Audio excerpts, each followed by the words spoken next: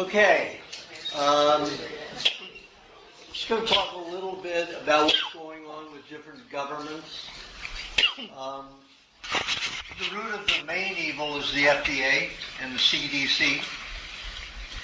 They constantly put out bad information about raw milk, and they're trying to pass along Wisconsin and several other states in favor of raw milk. Now, in Wisconsin, the head of the agricultural department there, Ingham, went before the Senate and House, the Senate and Assembly there, talking about, we only look at the science. We're talking science only. And he says, there is no science that proves raw milk is good. And it's an absolute fallacy. If you look at Dr. Douglas's report and my report, we have over 137 tests and research programs that were done at main universities, including Johns Hopkins. So the government, in order to gain its entire control over everybody and everything, which is communism, you can't own anything. If you can't control anything, that's communism. If you can't control anything, that's fascism. But unable to own anything and unable to control anything, that's communism. So we've been fighting communism all these years, and that's just where Barack Obama is. He's just a puppet. He's doing what they're telling him to do, and he gladly does it, and does it well. He's lied more than any other president we've ever had. And now to allow, pardon? Including Bush. Oh, Bush wasn't so much a liar, except with his religion. He would get down and kneel and say, I'm for God, and then go out and kill people and create a war in Iraq. So, but he never worried about, he didn't care, I'm the decider. He told the truth all the time. He said he was authority-crazed maniac. He should decide. Barack Obama says, we got to follow law, we've got to follow the Constitution, we've got to do all this stuff, and does exactly what Bush does, but he's even worse because he gets away with everything.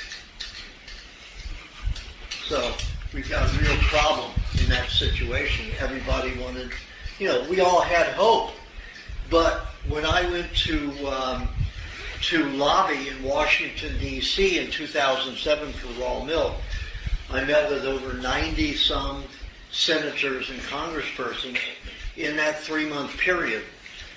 And when we got to Barack Obama's office, they were the only ones to say, give us money, we'll give you a bill. None of the others we went to did that. Because his office says, without money, we don't write you a bill. And I said, if I give you money, then you'll ensure that the bill gets, no, that's just, $25,000, $30,000, and we'll write you a bill. It's up to you to lobby whether it gets through or not. So that was the only office that hit me up for money, and that was Barack Obama. When I left that office, I no longer had faith that he'd be any good, so I didn't vote for him. I voted for Ron Paul, of course.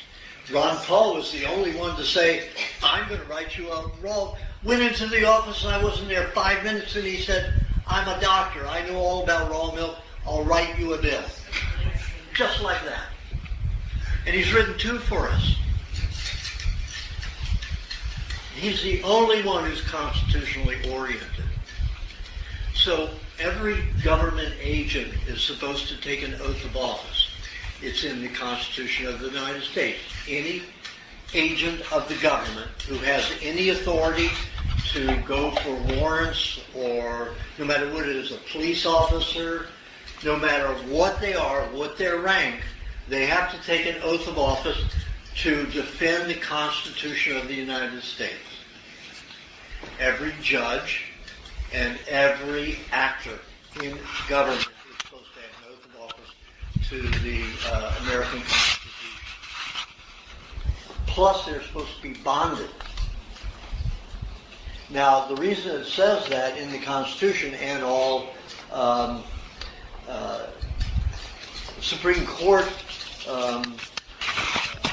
ruling that I read said that the reason for that is because you have to have a way to prevent state actors from executing their own plans or their own wishes to get power and money.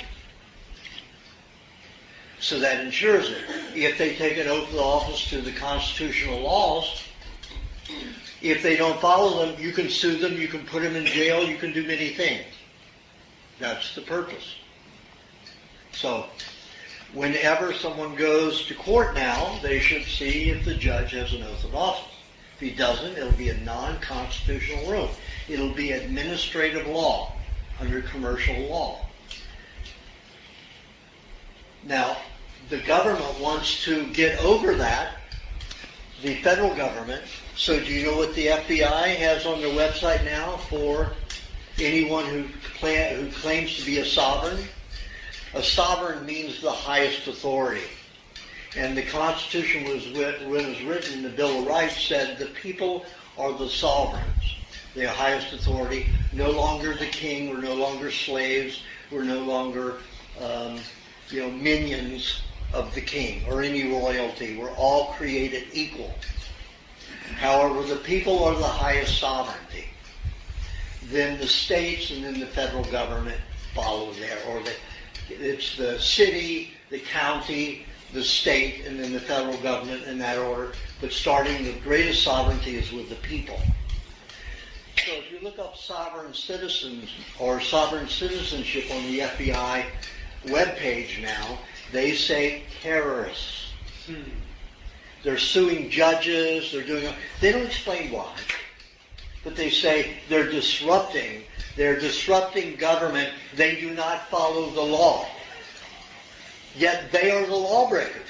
They are not following, those judges who were sued were not following the Constitution in their courtroom. And that was happening when one of my farmers, Vernon Hirschberger, if you put his name in, you'll see all kinds of videos on YouTube, all kinds of articles about what's going on. And I'm writing 90% of the legal documents, now 100%, of the legal documents that get filed with the court for Vernon. So every time I write, the first thing is the state of Wisconsin, not just the Wisconsin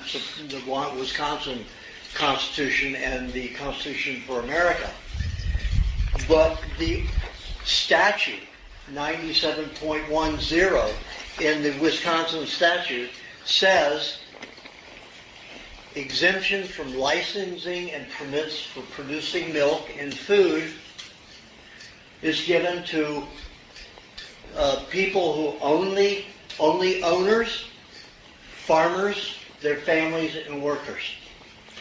They're exempt. They don't need any license. They don't need any permits. Okay? Yet this farmer is being taken to court because he doesn't have any license and he doesn't have any permits. He let them expire, then notified through an attorney from Farm to Consumers Legal Defense Fund, Kennedy, sent a letter to the Wisconsin DATC, Department of Agriculture, and said, I'm opting out. What you want us to do in your regulations is opposed to how we want to prepare foods. We consider your foods, the way you produce them, contamination. We don't want that. So we're creating a private farm, and government only has jurisdiction over commercial. So I wrote a letter a little bit more extensive when he contracted, when Werner Hirschberger and his farm contracted with me and Right to Choose Healthy Food. I sent to the DATCP a letter also enumerating it, sending them the contracts, showing that it was private and nothing was commercial and they had no jurisdiction. So last June they came in and they taped everything and said he couldn't open. Couldn't sell anything. But the only people who are consuming that food are owners, workers, and family. Right out of their jurisdiction. they keep pushing jurisdiction where they don't have it. So they're acting illegal. So during this process, we find out that the head of that agency for this branch, Jacqueline Owens, doesn't have an oath of office or a bond.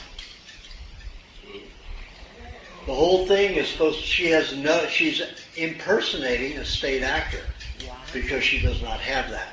She should be in jail. She's gotten warrants issued. She's been trespassing many times, and yet she keeps doing it. The governments want full control. They're trying to bypass all the laws of the Constitution, get rid of the Constitution, so they dictate everything. And why do they do that? Because who wants to run the world? The 1% who has all the money is making all the profits. Department of Agriculture, and even Obama. Obama named the head of agriculture of the United States as who? Ex-CEO, ex-attorney and lobbyist for Monsanto. Michael Taylor, yeah. So that's who we have in office, running the Department of Agriculture, who's supposed to be protecting the people, us. Our government is way out of hand. Yet, if you go on that FBI site and read it, we are out of hand. These people are terrorists. And it says, they don't all create, they don't all kill people and believe in violence. In fact, the majority is nonviolent. But they tell you how, and this is directed toward the government agents, here's how you spot a sovereign citizen who is a terrorist. And that's what they say. So they keep naming. Pardon? Yeah, it's on the. If you're a Ron Paul supporter, you're a terrorist. Absolutely. Yeah, you're a terrorist. So you have to look at this stuff hard. Now, the FDA and the CDC have never, ever done any research on raw milk. Never any. And they deny anything that's favorable, any tests and any experiments, and anybody who talks about it. They completely deny anything.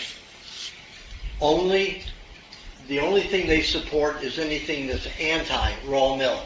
And that is all accusation. There's no evidence or anything. In the one lawsuit that was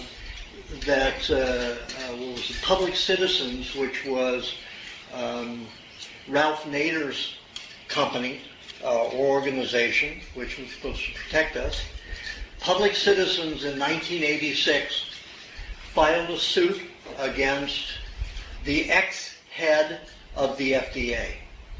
Ex-head of the FDA. She wasn't even in charge of the FDA at the time. And it was to force the FDA to act on their ruling or their statute that said raw milk cannot be transported between states, from state to state.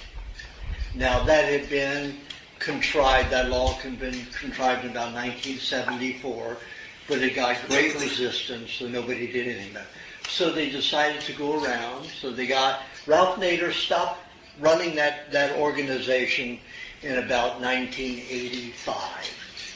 So in 1986, the man who was running it, forgot his name, made a deal with the FDA. We'll file suit against you, get this on the books, and we'll get raw milk outlawed. Nobody even heard about the case. So it was a closed environment, and everybody there who testified against raw milk except for one illiterate farmer. They brought one illiterate farmer for balance.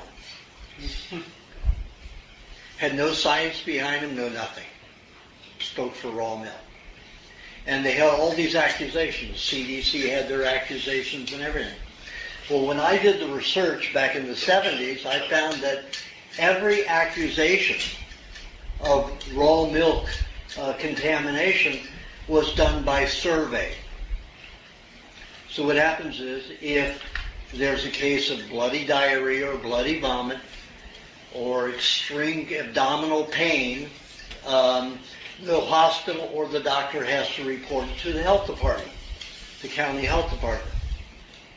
So when they then, some employee in the health department, some clerk who has no oath of office or anything, who's just an employee, will call that person who had that illness and say, what did you eat that day?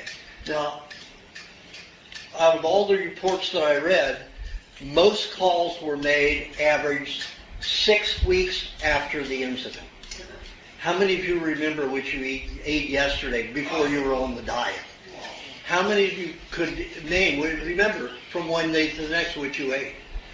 So people didn't remember, so they'd say, do you eat raw milk? Do you eat sashimi or sushi? Do you eat steak tartare? Any of those raw foods were automatically labeled as the cause. There was one incident where they really got caught. The state of California got caught. And the head of the health department in Sacramento. They claimed this girl had died, this 12-year-old girl died of drinking raw milk. So several of us went to the family and inquired what happened, what was the case, the situation. They said, well, the case was that the little girl drowned. She drowned in a lake. And they found salmonella in her stomach. So they wanted to blame it on something she ate.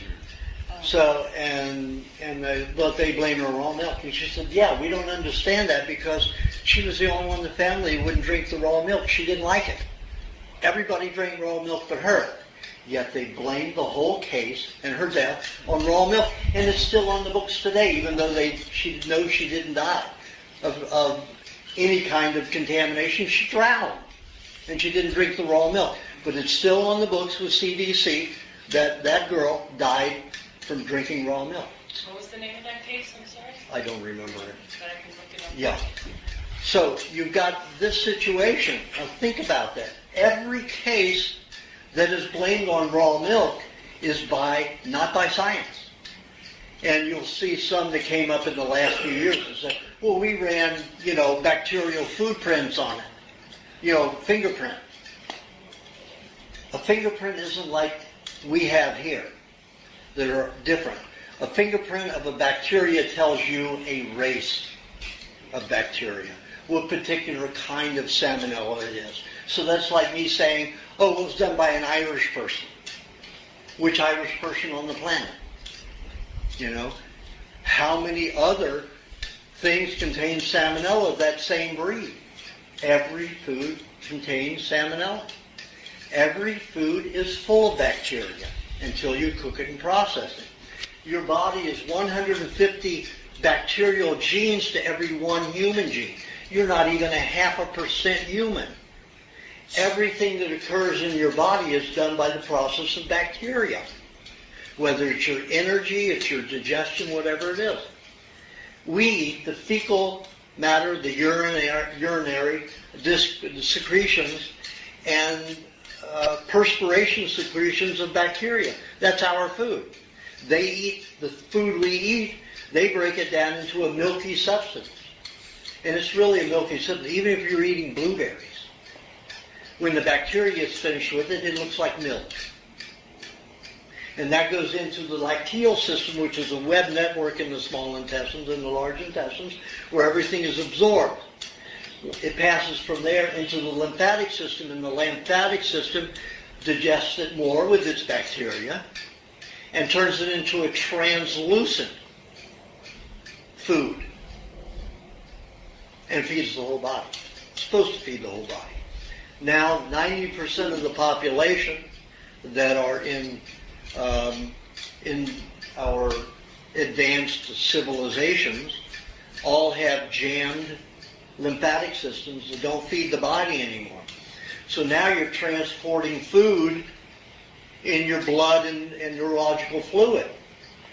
So if your blood was strictly made to generate energy, all of a sudden now that it's doing all of this transportation of nutrients, what is lacking? Energy. The process of the blood is the red blood cells take oxygen to the cells so that they have oxygen to transform fats or any other food, but fats, you get the greatest amount of energy, transform it into energy. Then the white blood cells take that waste out of the blood and out of the body. They also eat dead red blood cells, so the bloodstream doesn't get contaminated. And they secrete the carbon dioxide out the lungs, mainly, but also out the skin.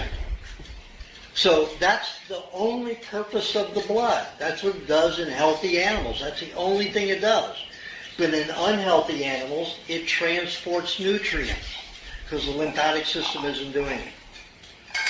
So I remember back in the late 40s and 50s when I was on my grandparents' farm, and you'd see these people 40 and 50 years old taking 60-pound bales of hay, 30 to 60-pound bales of hay, and throwing them up into a loft this high, like 11, 12 feet, throwing them up there. People are so weak now, everything's a forklift. They can barely lift, a 50-pound bale of hay to their chest. They certainly can't throw it up that high. So you have to look at the condition of the human body. It is frightful, and they want it that way. They want you weak. They want you going to doctors. Who owns the greatest amount of stock in pharmaceuticals besides the King and Queen of England, the Rockefellers, and the Rothschilds? Doctors. And government agents. Senators, congressmen. Because that's the greatest profit is in drugs. They know about it before the bills are passed. Oh, absolutely, completely. And they'll come down on the drug that's getting too much bad press because it's hurting too many people, and then they'll look like they're defending you when they've already made a fortune on the drug. So it's all very corrupt, and it's getting more corrupt unless we stop and make them face the music. And that's what I'm doing with my farmers. And it's easier in that environment because I can say, hey, we've got all these sick people with allergies. They can't have ammonia or chlorine in their food, and that's what these health departments require. Everything be washed with, chlorine or ammonia so bad that when you go into a meat market, even if it's Whole Foods, the amount of ammonia and chlorine in the air gives me a headache. And that's the way it is everywhere now, in all the markets, everywhere. Well, we can't handle that toxicity. I can't, and a lot of other people can't. So we choose to have food that is not prepared according to the bacterial phobes, which run the government and the health departments. So we can't have that food without symptoms. So we say, no way are we going to have that. We create our own private farms, and we grow foods the way we need them. We prepare them the way we need them. And even in the dairy laws, you have to have toxic iodine to wash the teeth. Do you know how much iodine gets into the body and how damaging iodine is when it's in rock form like that, in liquid? It's terrible. It will shorten the cow's life by about 5%, 5 to 7%. If it's wiped every time with these, what they do is wipe the teeth and then put this stopper on it, so the teeth goes in and gets coated with iodine. It sits on there for about 10, 15 minutes, and then they come back and wipe. So it gets into the milk, it gets into the cow, and it does thyroid damage and all kinds of different things to that cow.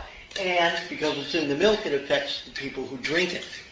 So my farmers use raw apple cider vinegar to clean the teeth, diluted. And that'll clean the heavy smell and taste of animal hide, which will get into milk if you don't clean the teeth. But we're not going to do it with a poison. Now, why did the government choose to use a poison? To make people sick and weak. It's the only object it can be. It's racketeering. There can be no other choice. It's like, why did they use bury poisonous, toxic chemicals to clean gold when you can do it with water? Because Monsanto has the product to clean. They want them to use that product, and also it contaminates things over a long period of time. It contaminates the wells, contaminates the groundwater, it contaminates the soil, everything. Why would they choose to do that when they know that gold can be just washed with water at certain temperatures? You have to look at all of these things and say, wait a minute, there's no reason for you to do that when there is alternatives. There's safe alternatives. So if you're choosing to do that, you're helping somebody make money who makes a chemical, and you're causing harm to the people. And what do you have most of your investments in? What are your stocks in? When you find out they're pharmaceuticals, your answer is right there.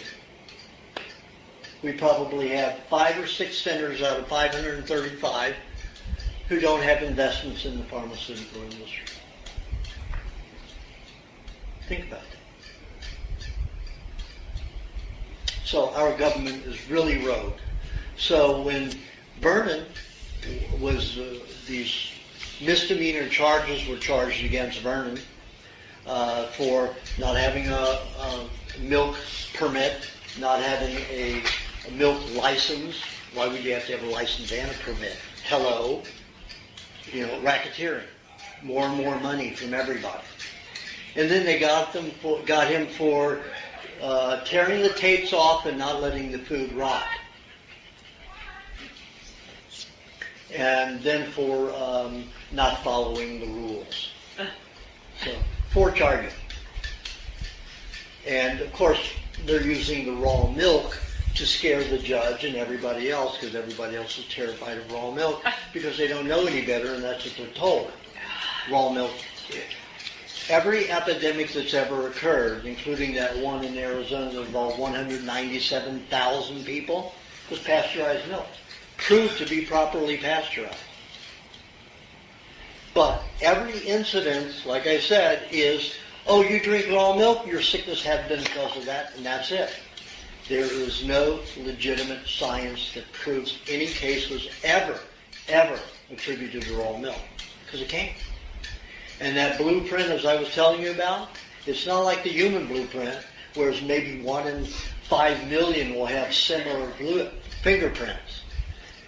As I said, when you blueprint a bacteria, it's like blueprinting a race. It could have come from anywhere. It can't tell you specifically that it came from that milk. And then you have to look at that big incident of Campylobacter about 2 months ago. 35 people involved, yet the milk was tested at 2 independent laboratories, no Campylobacter. Yet they still blame it on that farm and not on the raw milk. No science.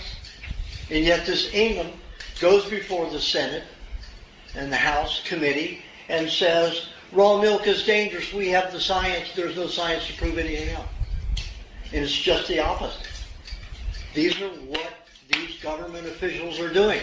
They're taking all of your and my rights away on fallacy, on comic book, mythological trash science, which is junk science.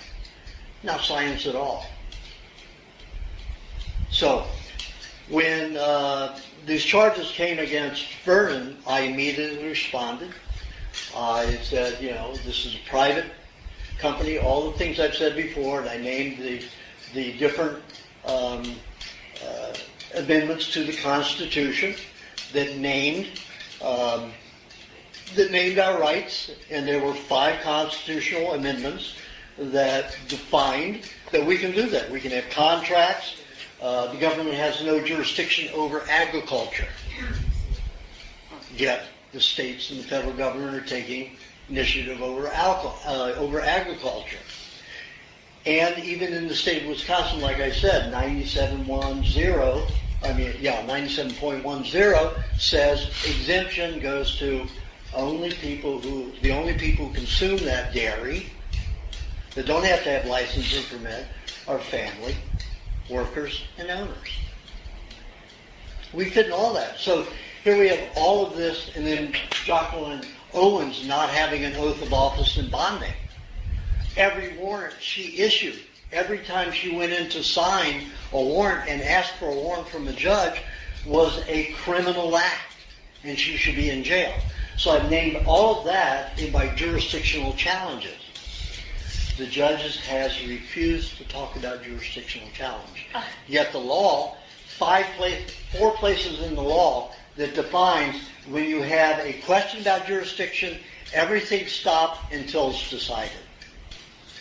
We've been to court 3 times now, and the judge keeps putting it off and moving the case forward.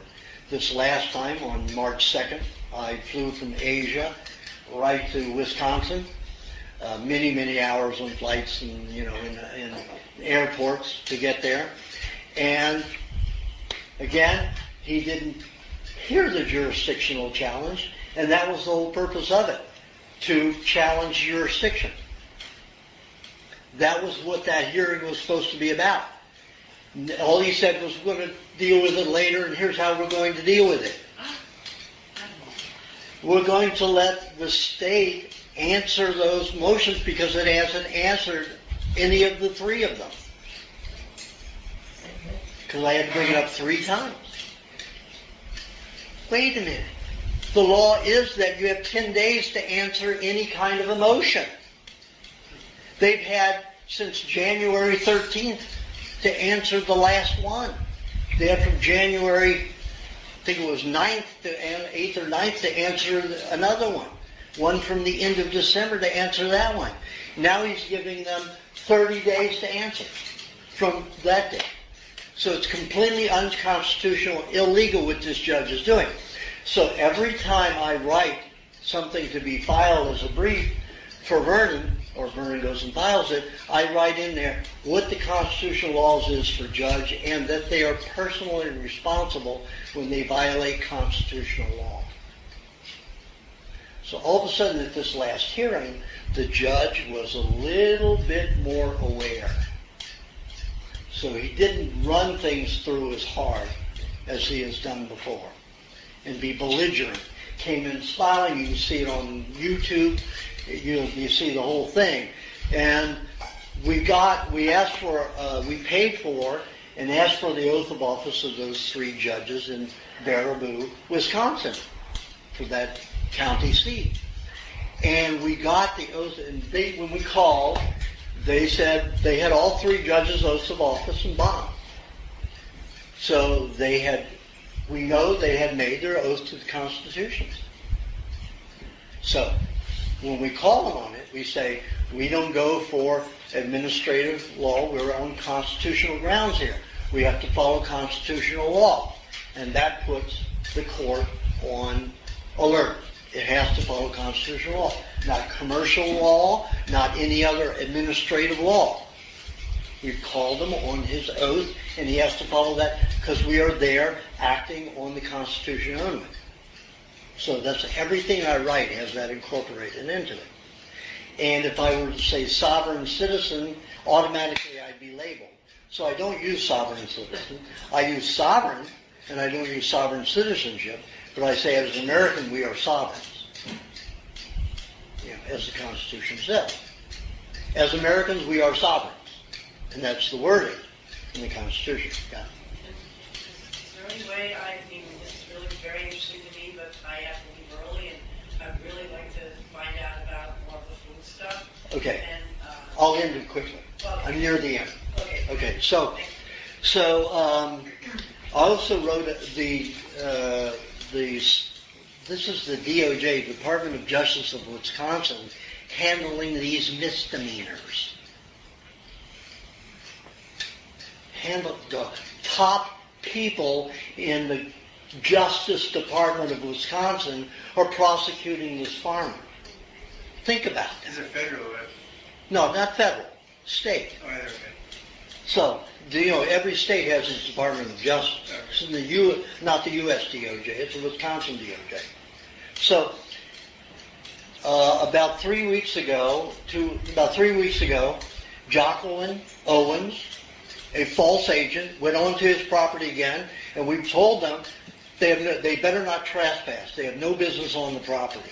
Private farm. She came in, she wanted to inspect everything. Because when Vernon went in the first time, according to, he would get a $500 bail if he agreed to not produce anything, not make any milk, not do anything on the farm, and not have anybody else do it.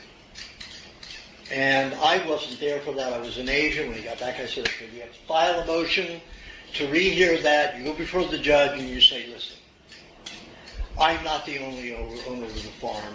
Again, there's a jurisdictional challenge here. A bail is for somebody to assure that somebody will return. It's not about slapping sanctions because you're determining guilt by slapping sanctions. And I reject all of my agreement on that.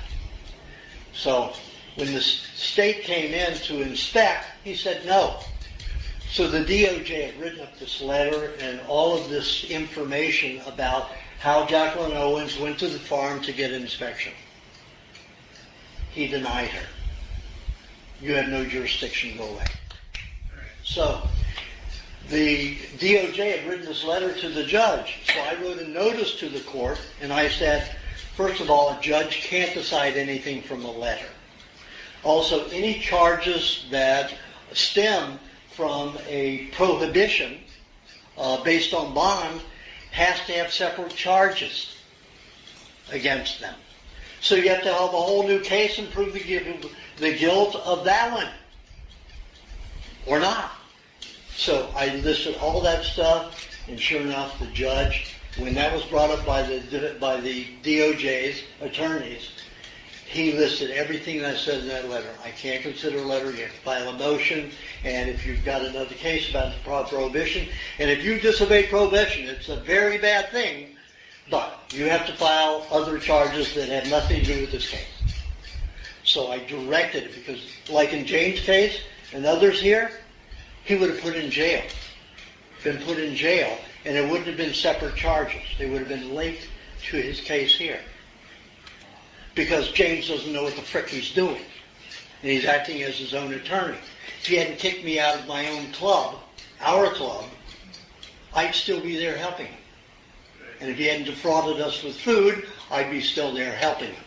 But he chose to spell delay.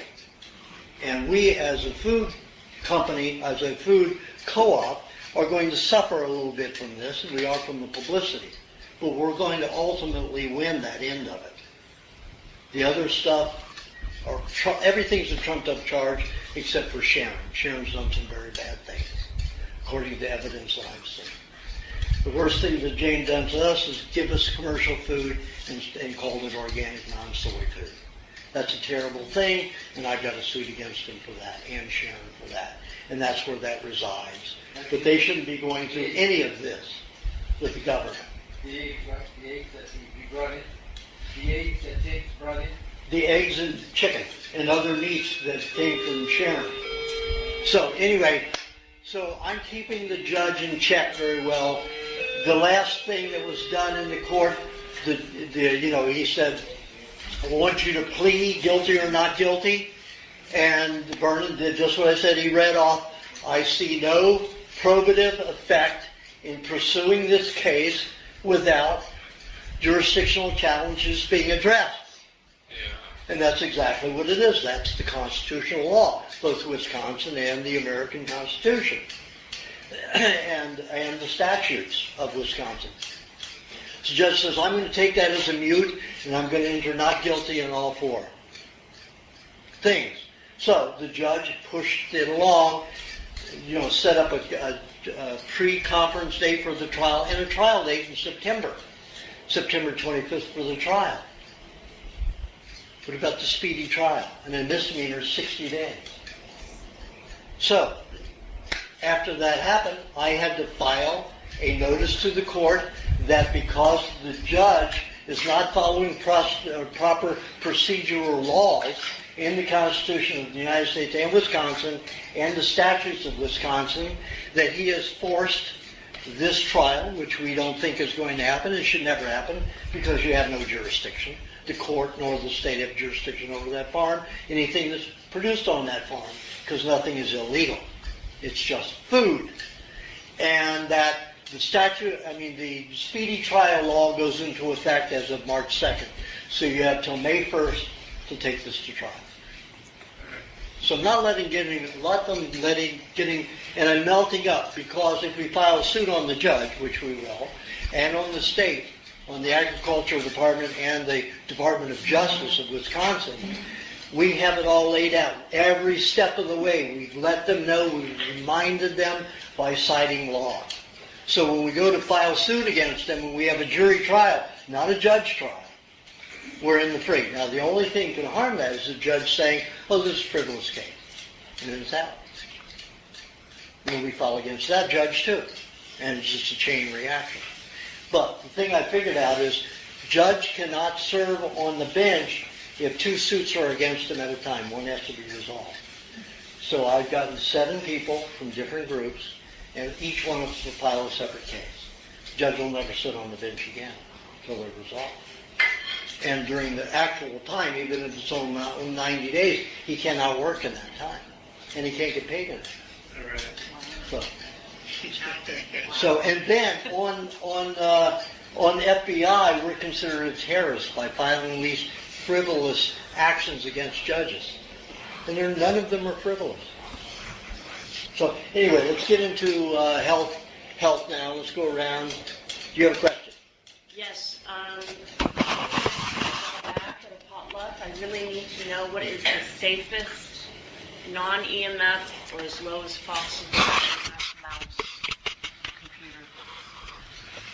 Because I know you mentioned it a long time ago. I think it was like. Well, what you have to do is you have the roller balls are the ones, and there is a company that is selling them. Still selling them. You just have to go online. They do make them and sell them now. They stopped. Dell was the only one that had them, and then they stopped producing them. But then another company, 2 companies started producing them again. So they are actual roller balls and not the infrared. They're not infrared.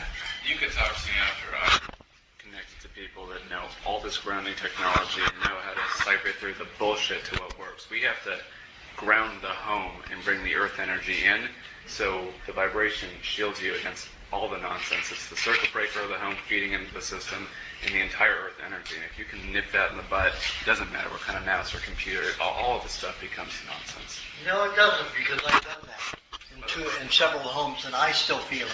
Okay, well, It still affects me. Since I got those 3, I was subdued and given those 3 injections 2 years ago. I am electromagnetic field whenever I get into something as an electromagnetic field. So I put my EMF gauge, my tri-field meter, on my keyboard, which used to read nothing. Still reads nothing until I touch it. Wow. Then it goes up to 4 and 5 milligauss. So I am now a conductor since those injections. So they really played with me badly. So even my mouse, which has no, unless I'm touching it, it has none. Now it goes up to 4 and 5. And you know it's harmful at 3 milligauss. Been proved scientifically harmful to alter the molecular structure of animal cells at above 3 milligauss. So when I touch anything, a computer, a mouse, a keyboard, even if I'm not directly in the field from the computer, if it is plugged in, any item is plugged into something that has an EMF field, I start generating an EMF field that's 4 to 5 milligauss. And I feel it. But there's nothing I can do about it. I have to work on my What computer. about zeolite minerals? Can you take that out of your body? The what? Zeolite, any type of minerals that pull the radiation or anything else? Zeolite is poisonous. All of it? Yeah, all of it's poisonous. Only way you can do it is with a long half apple cider vinegar with coconut cream or milk. Wow. But it's a slow process. So you're just fighting this. Yeah. So, I took it down from it was about a 5.5. Now it's between 4.5 and 5. Okay.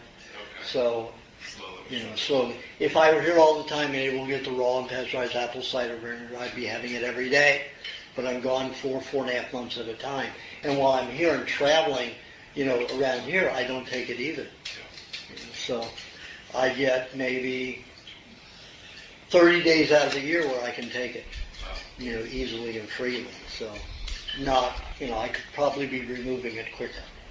But if you want to chelate with toxins, heavy metals in the body, you do it with raw apple cider vinegar and some kind of fat. Milk is good. Coconut cream is good. Pardon? You mix it together? Yeah, I mix and you have to eat it right away because it'll curdle the milk within about 30 minutes.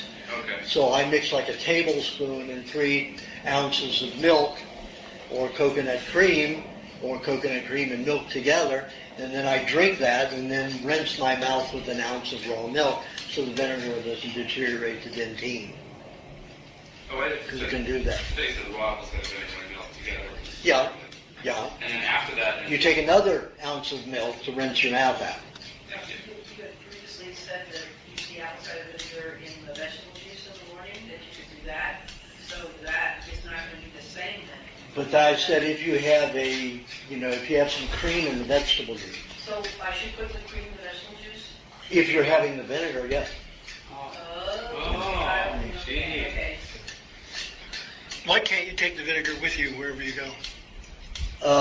It will be irradiated, and they don't let vinegar on an airplane. It's illegal to take vinegar on an airplane. You can't even ship vinegar via airplane because it will blow up.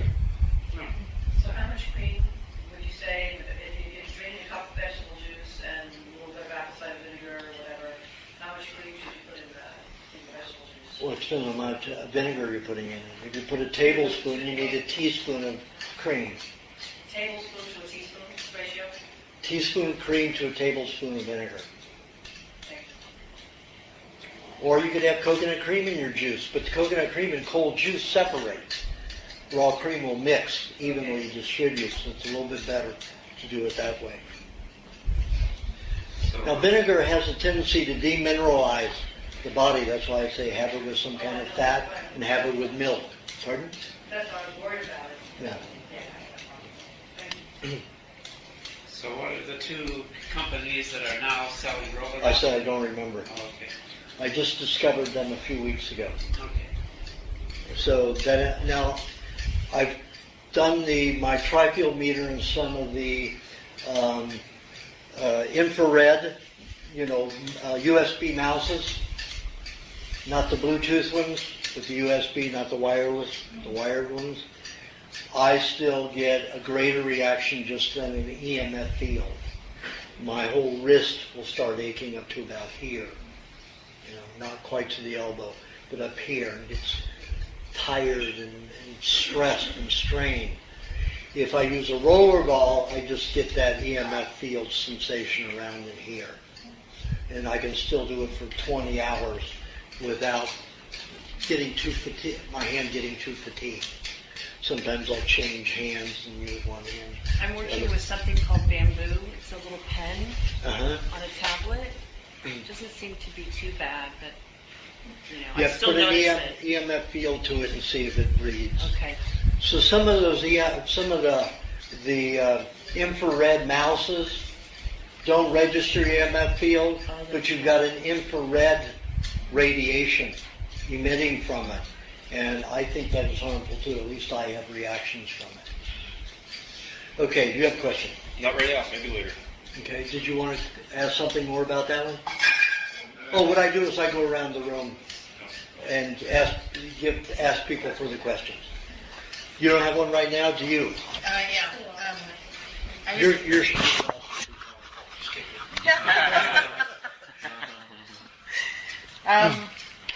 Okay, I always thought colonics, this is just for more information, I always thought colonics was a way to clean out your intestines, and you've talked to me about intestinal poisoning.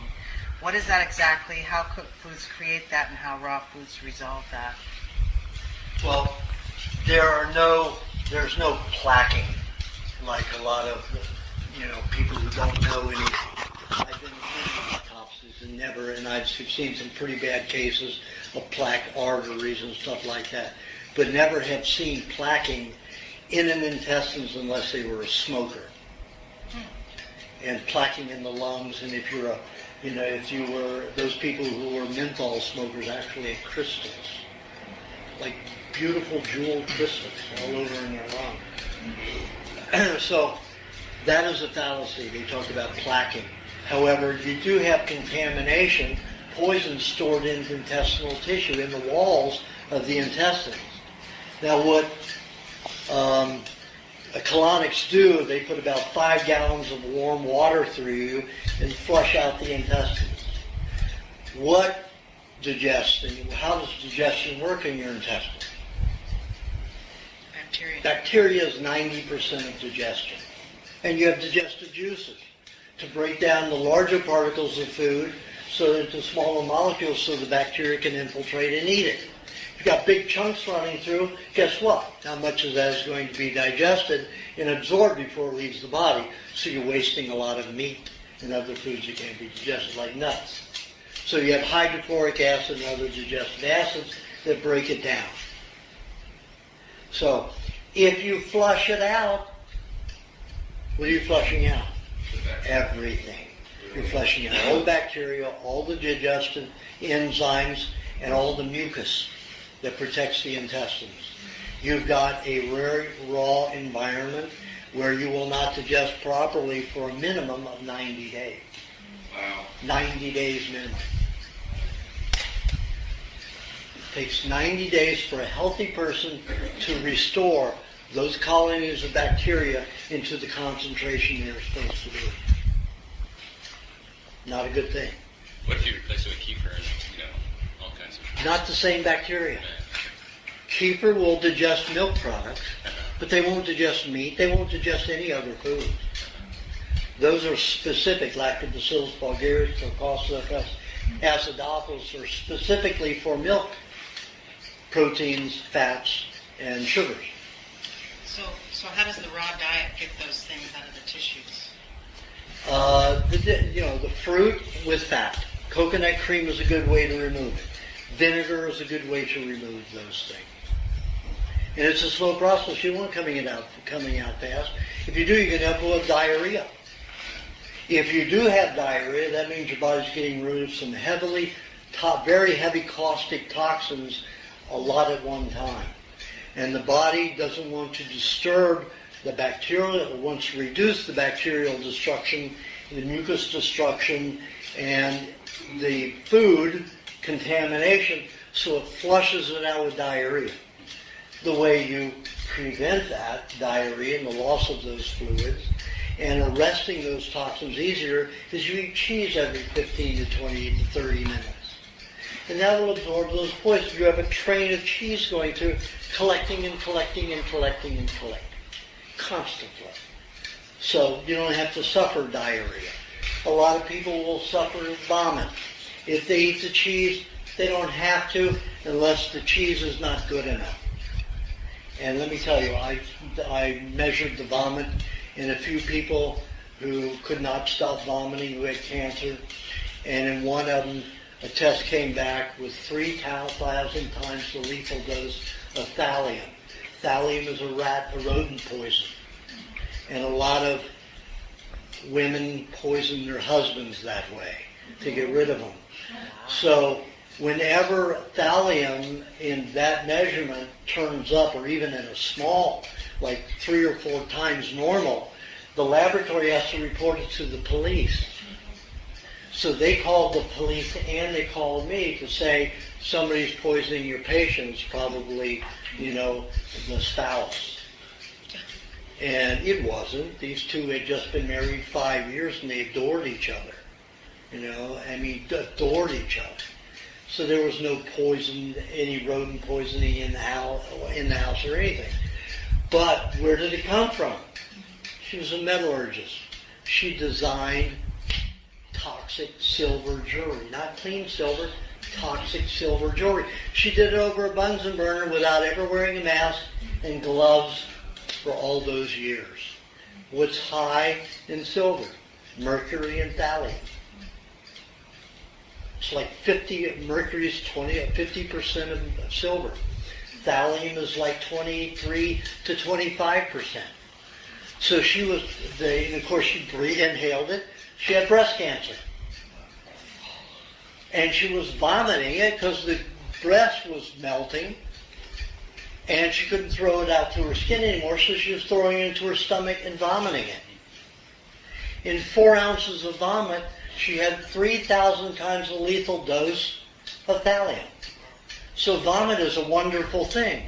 But if you can curb it by eating cheese and pass it through without being absorbed, that's good. But never eat honey with your cheese, because then you will reabsorb it. Wow. It has to be honey without cheese for that purpose, because I still want people to have cheese and honey together after a meat meal, about 30-35 minutes after a meat meal, to get a mineral surge of minerals, your mineral supplement. But all the other times you're eating cheese throughout the day, honey should not be with that cheese to absorb those poisons. Does that also work like if you get by a spider, a poison spider, or a Cheese and milk. cheese? Milk will draw it to the stomach. And the cheese? And that's in my books. Do you have a question? Yeah, what do you think of cod liver oil, and especially the fermented kind? That's not cod liver oil. Well, Green Pastures, Yeah. I worked with them 2 years to create a way to ferment it. And they did. So you like that? But because it stinks, it's awful tasting and bitter and nasty, nobody but my patients buy it. But Now- they put cinnamon flavoring, they put all kinds of different flavors. Yeah, but those are for other people. The ones for us are no flavoring. So we can ask them for ones The without- non-flavored, the plain. Okay. Yeah. Does that harm the cod liver oil, the flavoring? Absolutely. Okay. You've got kerosene derivatives in it. All right. You've got all kinds of distilled oils, which are solvents. So, I mean, if you would soak, let's say, your food for 12 hours in kerosene and then rinse it, would you eat it? That's basically what you're doing. You're putting that concentration with the flavorings in there. Do you think cod liver oil itself is necessary if you have a good diet? I don't think, when I did my experience with people on the diet 100%, had no positive effect. Okay. It does with people who are not doing the diet. Who are eating so Yeah. much? Yeah. So it's a big expense. Yeah. Eat your fish. Okay. Eat cod. Hey. Well, at a fish market. You can ask Santa Monica Seafood Market. They carry cod when they can get it. if you touch the fermented cod. Right. Well, I don't get anything from the lower Atlantic anymore. So where is it you could get with fish? Any fish you want, as long as it's not in the Gulf, and as long as it's not below South Carolina on the East Coast. The Pacific is okay. Pacific is okay. We may have some radiation harm in a couple of years from Fukushima, but right now it's not terribly bad. It's not good, but it's not terribly bad. But we're protected because we drink a lot of raw milk. Now, there are people on the internet and with government that say milk is one of the most contaminated products from radiation. I've seen that, yeah. Yes, if it's pasteurized. Yeah, if it's pasteurized. When it's raw, it helps free the radioactive material out of your body. It helps chelate with it and bind with it and neutralize it. So they try, the government's got all kinds of ways to kill us or to keep us going to doctors so they can make their dividends with their pharmaceutical stock. So how And that's much what it's all more about. do you need? Pardon? How much more raw milk do you need to counterbalance what's happening now with everything? In California, I drink at least 2 quarts of milk a day. So I can't tolerate it. I can't drink that much. So what do you do if you can't Well, tolerate it? you can if you have little chunks of pineapple throughout the day. Cut about a half a cup of pineapple, and about every 2 to 3 hours, have 1 piece of it. Is this fresh pineapple? Or Yes, fresh pineapple. Or if pineapple's too disagreeable with you, you could have a tablespoon of papaya. Okay, well, pineapple's great. But then you can't eat your other fruits. You have to have one or the other. If you're supposed to eat berries, you can't have papaya and berries. Yes, you just have less of the berries in that mixture. You still have the same amount of coconut cream with your cream or butter, but you have less fruit at that meal. But if you're having berries, berries are very low in sugar, so it's not a problem. Cherries are low in sugar, it's not a problem. So you can still have that and your pineapple too. Pie has been irradiated. It depends. If the pineapple is, if the pie is radiated, you'll see one wrinkled side. You see one wrinkled part of that, it's been irradiated. Could you drink less milk and just have more cream and butter? No, it's the minerals. Oh, okay. There's not a lot of minerals in the cream and butter. Mainly fat. Okay? Okay, so I'm sorry, just gonna say, the half cup of pineapple every how much? Sorry, I missed that. You just take a little chunk about every 2 to 3 hours. And that'll speed your digestion of milk. Increase your digestion of milk. You could do cheese and honey, though, instead of so much milk, let's say.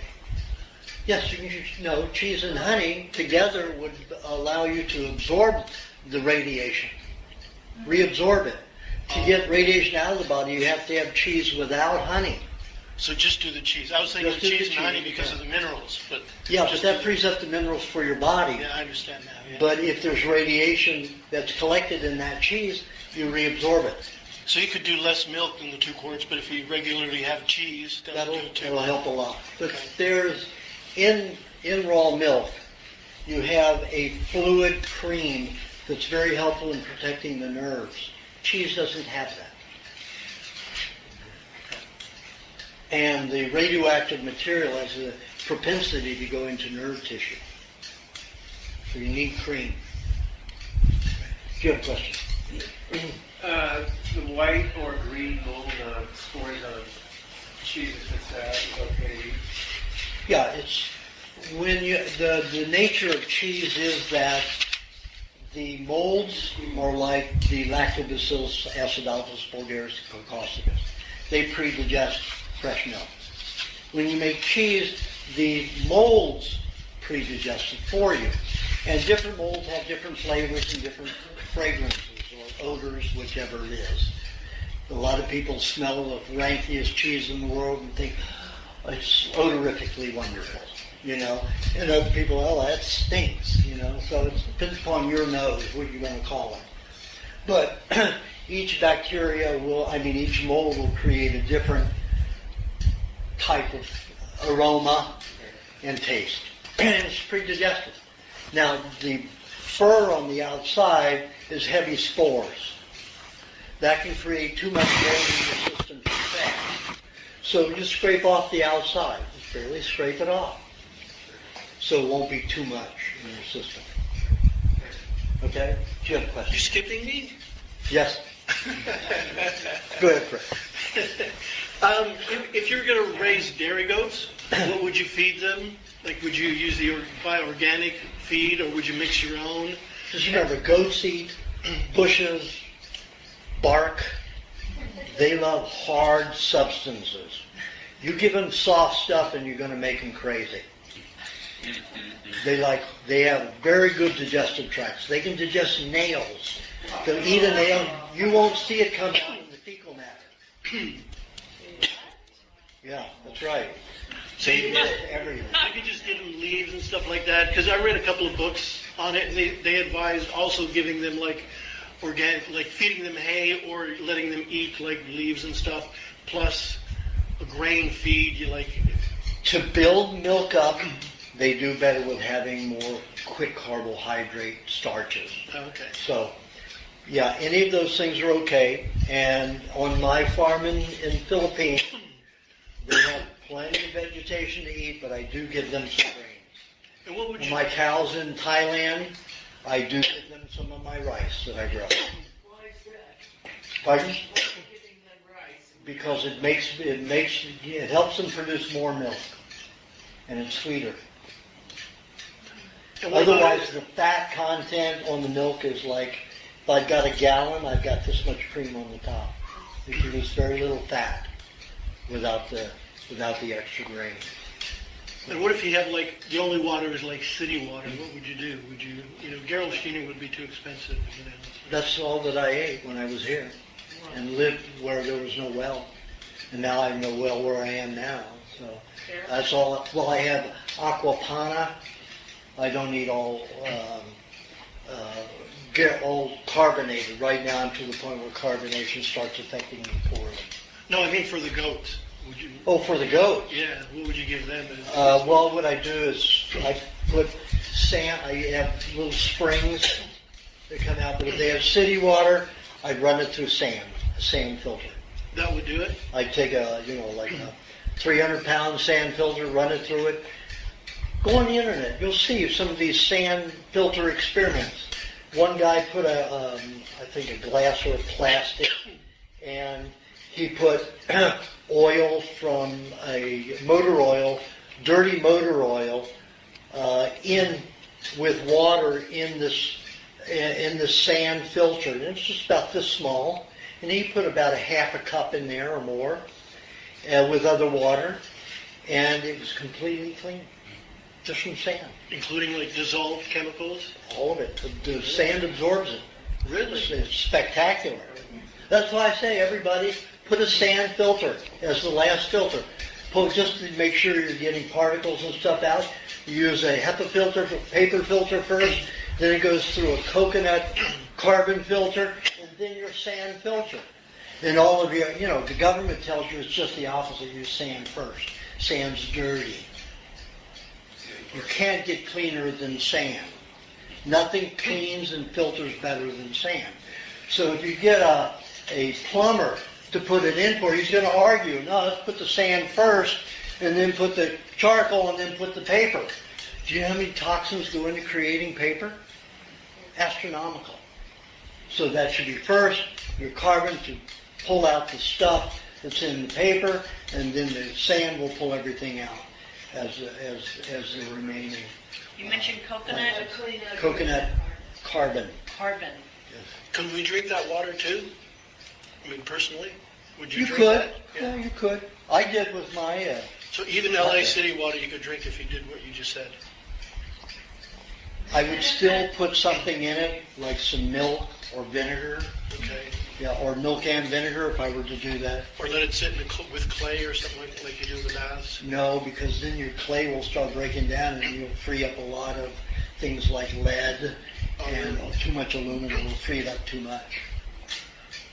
So if you let it sit in there a long time. That's why I say when people use the moist clay, make sure you have it in milk or with something that has nutrients in it. Don't put it in just more water and wash it down or dissolve it, because you're going to have a lot more heavy metals in it. I've done the experiments on it. And you'll release it. I want it released. I want the bacteria in the breaking down those minerals, but not to the point where you absorb them. And you will if you just mix it with water after you take the moist stuff and you put it with water. You're going to absorb that lead and some of that stuff, a certain amount of it. So don't want to do that. So you have it with milk, you have it with vegetable juice, something else. They have something to bind with those excess minerals. Okay. I'm going to go to the magnet. And I wanted to discuss that because last time we emailed each other, you said something about using now the enamel. Okay. Now, originally we talked about that it was 60 of them.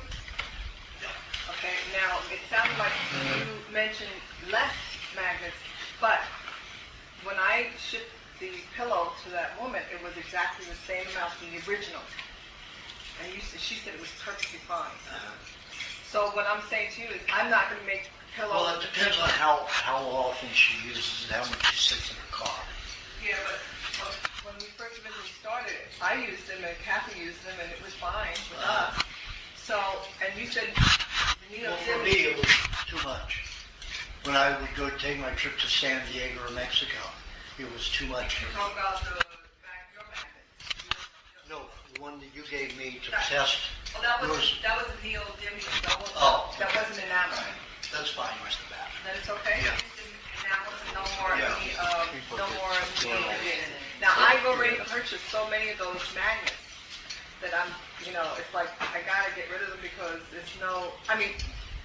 I have no use for them at this point. Now, Sell them on eBay.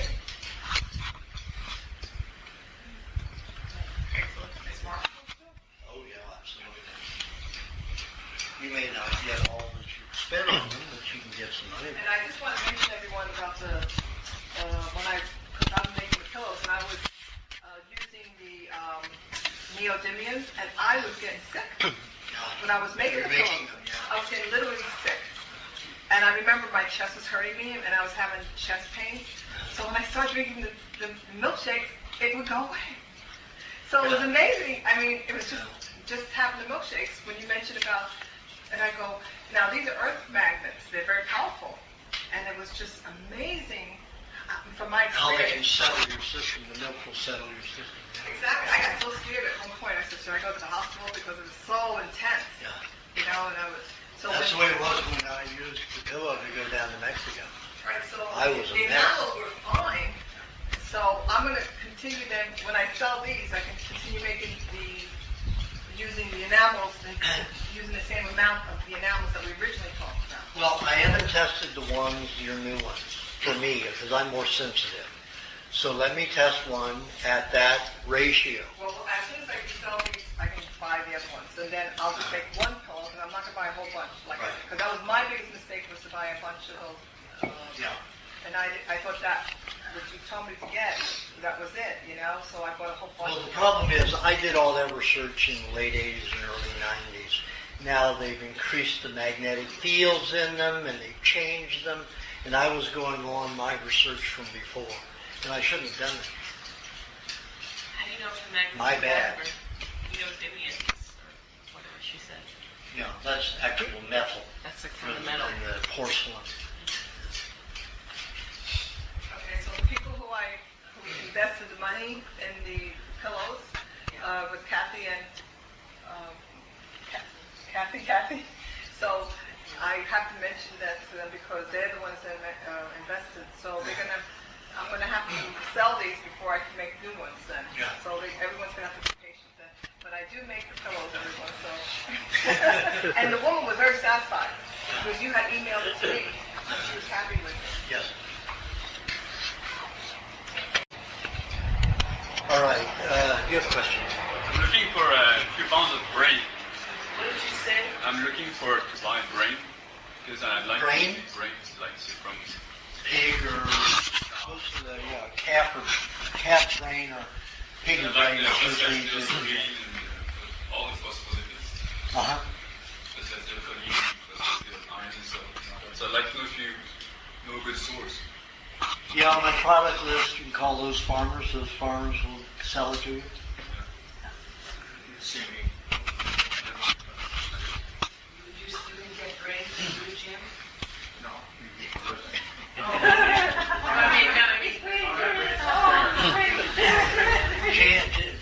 Jim is going to donate his brain to you.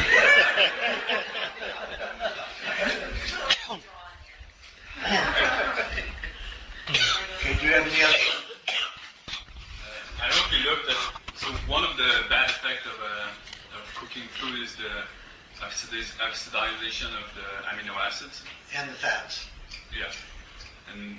But there's more, of course. Like there's like enzyme and everything are breaking down. Well, I named 32 of them in my recipe. In the last 50 pages, I named all 32 that have been identified. But those aren't the subtoxins. Those are just the major toxins. There are 32 of them. Just in terms of the amino acids, I was wondering if you think someone cannot have that much raw food, say like 50% of the diet. Would you suggest something like supplementing NAC, N-acetylcysteine, or taurine, all these amino acids that get oxidized a lot when you cook meat and stuff? No, because the problem is most of those are derived from soybeans that are GMO form. And they have to use a kerosene derivative to fractionate the proteins to derive the particular protein you're looking for. So it's a whole chemical and heat process. There's no natural process, although they say it's natural because kerosene is natural. But like I said before, if they're taking from the soybean, they have to cook it and then soak it in a kerosene derivative for at least 12 hours. Kerosene is penetrated in everything, in every particle, all deep into the amino acid. So what are you getting? Contaminated protein. It's not going to really help you. What it will do is give you a false high because your body will rush adrenaline to handle that kerosene toxicity. That's why people get high on vitamins. They're getting an adrenaline high. It's not a healthy high. Okay, do you have a question? If you have not been breastfed, if you were never breastfed, and 30 years later you figure it out, is there a solution for you? It's 40 years of rebuilding your body. 40 years. But if you do what I do, I suck my liquids. I really suck it. You see me, I go, and I suck it through my teeth in, so I get all the bacteria from the mouth. That's why babies suckle. They get all that bacteria to digest the milk rapidly. And it should be room temperature. My milk is always or warmer. And I just suck it. Even if I'm taking a pretty lance, I suck it through my teeth and pull it into my mouth. So I suck. Is that the way you do your juice too? Yes, I drink colostrum whenever I can get it. That's rare because a cow only produces colostrum for the first 3 days after birth, after giving birth. And then for 2 days it's mild. It's only 3 days. And how many cows do you have to produce how much colostrum? So not something that I can get frequently. Limited supplies. But I drink it when I can get it. Absolutely.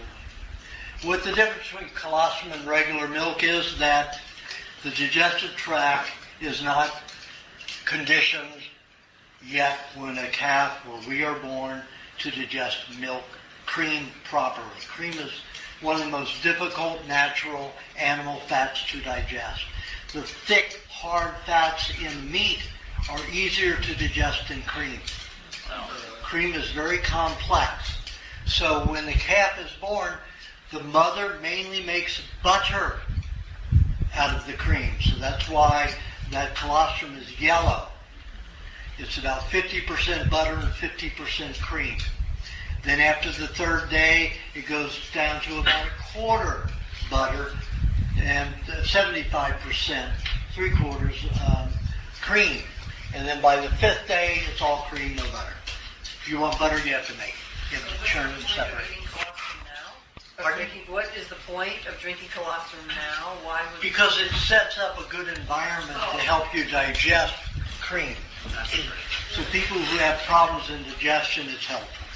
What's the advantage of having cream as opposed to butter in general? Well, like I said in the books, butter feeds everything in the body, everything, including the nervous system, but it does not take care of the nervous system and brain the way cream does.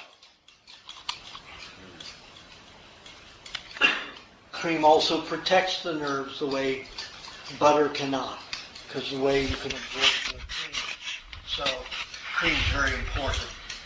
And when you're eating coconut cream with your fruit to detoxify, you want some raw cream with it. I tell a lot of people you can just have butter, but if I see they have a liver problem or a tremendous amount of vaccine toxicity, I will tell them to have both butter and cream with their coconut cream and fruit, or coconut cream and just cream with their fruit, just for protection. Do you see any timeline from where you're at in the world for some hope here in this country? Like, do you foresee any positive victories this calendar year or next year? Or do you have any hopes to see anything? I'm just curious where you're at, because you're inside. Let me tell you, if I didn't think it was positive, I'd be on my farms in Thailand and Philippines and saying, screw you, everybody, if you're not fighting with me, I'm not going to help you, because this is hard work for me. I work 20 to 22 hours a day. I have no time to do anything for myself. I'm writing, briefs, I'm writing a newsletter, I'm doing research every day. I read probably 200 pages a day, plus writing pages a day. Plus I'm doing legal research as well as nutritional, and seeing what's going on and seeing who's being attacked and what the government's doing. all of that takes a tremendous amount of time. I tell you, with what Dan Algier did to me in Pennsylvania, I almost left it. What James did to me here, I almost left it. But Vernon, great farmer, he wants to stand up and fight with me, and all of the members are fighting with me. Good. So you can go on and see our demonstration. You're talking about a town with 1,459 people, and you had 250 people show up in a demonstration. That's pretty phenomenal, you know. And you got the sheriff on your side, working for you, working with you outside the courtroom. You know, so that encourages me greatly. And I was very discouraged in the last demonstration I had downtown before the board of supervisors. There were only 10 of us that showed up. What is that? Another difference was on the one in Wisconsin, they were organized, they were rehearsed, and they acted together. And it was very. No, they didn't do anything other than what I did. What they did was that girl. Somebody was leading them. Yeah, Liz. All she did was the same thing I did. She put out emails telling them what to do, what to say, just like I did. How long does it take to get downtown? Some of them were close. Some of them even came from Rice and Madison. Madison was only an hour away, hour and a half. But some of them came from Rice. Some of them came from La Crosse. Some of them came from Chicago. You know, there were members from all over that came. And they came from all over and showed up. I was very disappointed. Only 10 people showed up for me when I was taking our, case to the Board of Supervisors. You know, I was ready to say, okay, guys, your battle is your own. You know, eat shit food and die. You know, so I need more support if you want me to fight for you, because it's all of my time. And I don't take any money from it. I do take about $50 an hour when I'm writing a brief, and that's opposed to $500 an hour if an attorney's writing it. And they have to do the same amount of research that I do, and I can write better than most of them. So I've taken about $8,000 a year, so it means I've been making about $8 an hour from Right to Choose Healthy Food. I have it there to do what needs to be done, printing, telephone calls, paying people to do things for me, stuff like that. So next time, and I'm going to go at the Board of Supervisors again. And I'm going to say, what is this? You told me that we could have this bill written and passed to protect us in our private food clubs, and you say you support it. And then you throw me to this guy that says there's no way I can have it because it's against statute law. I'm talking from the constitutional law. This is our right. Are you going to deny us? Are you going to lie? Are you going to defend Monsanto and all the big people? Are you going to protect us? That's where you're sitting right now. You took an oath of office. And I'm going to hit them hard. But I will need support. That makes 10 people. 10 people was very helpful. I'm thankful for those people that helped. Because I was able to use their 2 minutes as my 2 minutes to speak, instead of them speaking. So I got to say what I wanted to say, all that I wanted to say, by those 10 people showing up. But I don't just want to have the time, their minutes to speak. I need a bigger support group. So you tell members that you know, Ross, and get all of us together, all the people you know in Los Angeles, and get down there to the Board of Supervisors on the Tuesday, whenever I choose to do it. I wanted to do it in March, but I want to set it up. I want to get with Antonovich, and I want him to write the bill just like we did in 2000. Write the bill, and then get the Board of Supervisors to vote on it. So that's probably going to take me till about mid-May to get that accomplished. And then when I said on an email, I need support. So probably be, around the last week in May or the first week in June, first or second week in June. And then I'm gone again. I have to go to Finland. They publish my books in Finnish. It took them 2 years to translate my books into Finnish. My books are hard to translate because they're so opposite of everything that's normally understood. So you have to think more about what's being said. So I have to go there at a convention and see patients there and just and then I go to South Africa for at least 3 weeks and do a 3-city tour there, and then I'm off to Thailand and Philippines, bouncing every 10 days to get my farms built and moving and working. So I will be gone again 4.5 months. 4.5 months. How do you protect your life when you're doing all this? I have all kinds of ways. I've got sensors. In my houses, I've got 10 sensors all around my houses.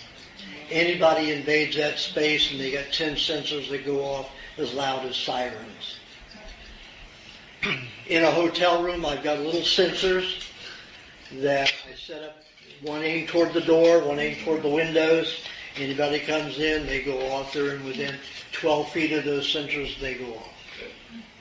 And I've got guns, and I've got knives, and I've got all kinds of good little. I have a concealed permit for 7 states, and if this one bill passes in Congress, it will cover for every state. What's that bill? Pardon? What bill was that? I think it's 1997. I'm not sure. I think it's 1997. Senate Bill 1997. Which means is if you have a concealed license permit in one state, it's good for every state. None of this. Is there any chance I can answer that question? I gotta go. Yes. Hopefully you will. What do you do to get, I mean, I know what to do to get the minerals, but what do you do to get the vitamin D that you really need to absorb for that? How much though? I mean, because it hits the top of your head, but you're sort of covered, you know. No, you need to get out there, your whole body. If you get out there 45 minutes a week, that's enough to take care of your body. 45 minutes a week. 45 minutes a week is minimum. But it's in December, January, you really aren't getting much. Oh, you're getting more. Oh, you're getting Really? We're 3 million miles closer to the sun in the winter. So the angle doesn't matter? It affects a little bit. Okay. But when you're out in the sun, you're getting more in the winter than you are in the summer. When the sun is hot, between 10 and 2 o'clock, you're getting more rays. If you can't do that, what would you recommend? If you can't actually get outside. Take a gun and shoot yourself. You're getting a lot, as long as your cows are grazed during the summer, you're getting a lot of vitamin D in your milk, and butter especially. Butter is the highest in vitamin D. But you need sunshine. No, I get it all the time, but I'm Covered. Yeah. That's no good. Right. It only gets up here. That's no good. Okay. I get a massage once a week, and it's an hour on front, an hour on back. Oh, you're outside. Yeah. Naked as a jigger.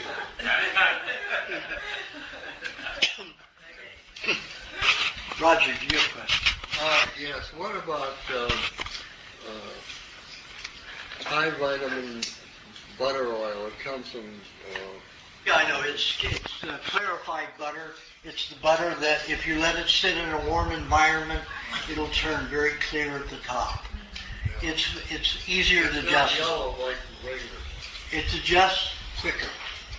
But in this diet, people in the diet, when I did experiments with it back in the 90s, gave no, the X Factor butter, gave no, and it's frightfully expensive.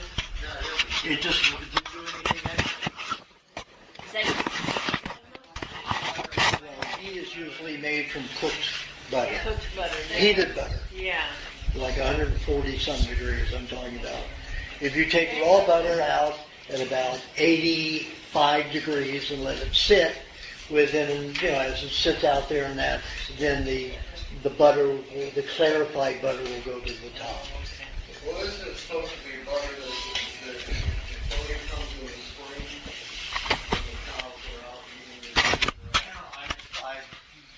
to produce it by fermentation from any butter. And it happens in your body. Pardon? They claim specifically that it's from rapidly growing grass and it's supposedly more higher in vitamin K or something. Well, it can be. It definitely can be. But there's a lot of theory there and no laboratory work and no, empirical experiments. That's what I do. And I haven't found that does any extra benefit for people who eat the raw butter and on the primal diet. Now, for people who are on, like Sally Fallon's diet, who eat 50% or more cooked foods, it'll be beneficial. It'll be helpful for that. Jim, do you have a question? Yeah, I'm still kind of, every time I have fish, I'm a little worried that it might be a way of mercury getting at me.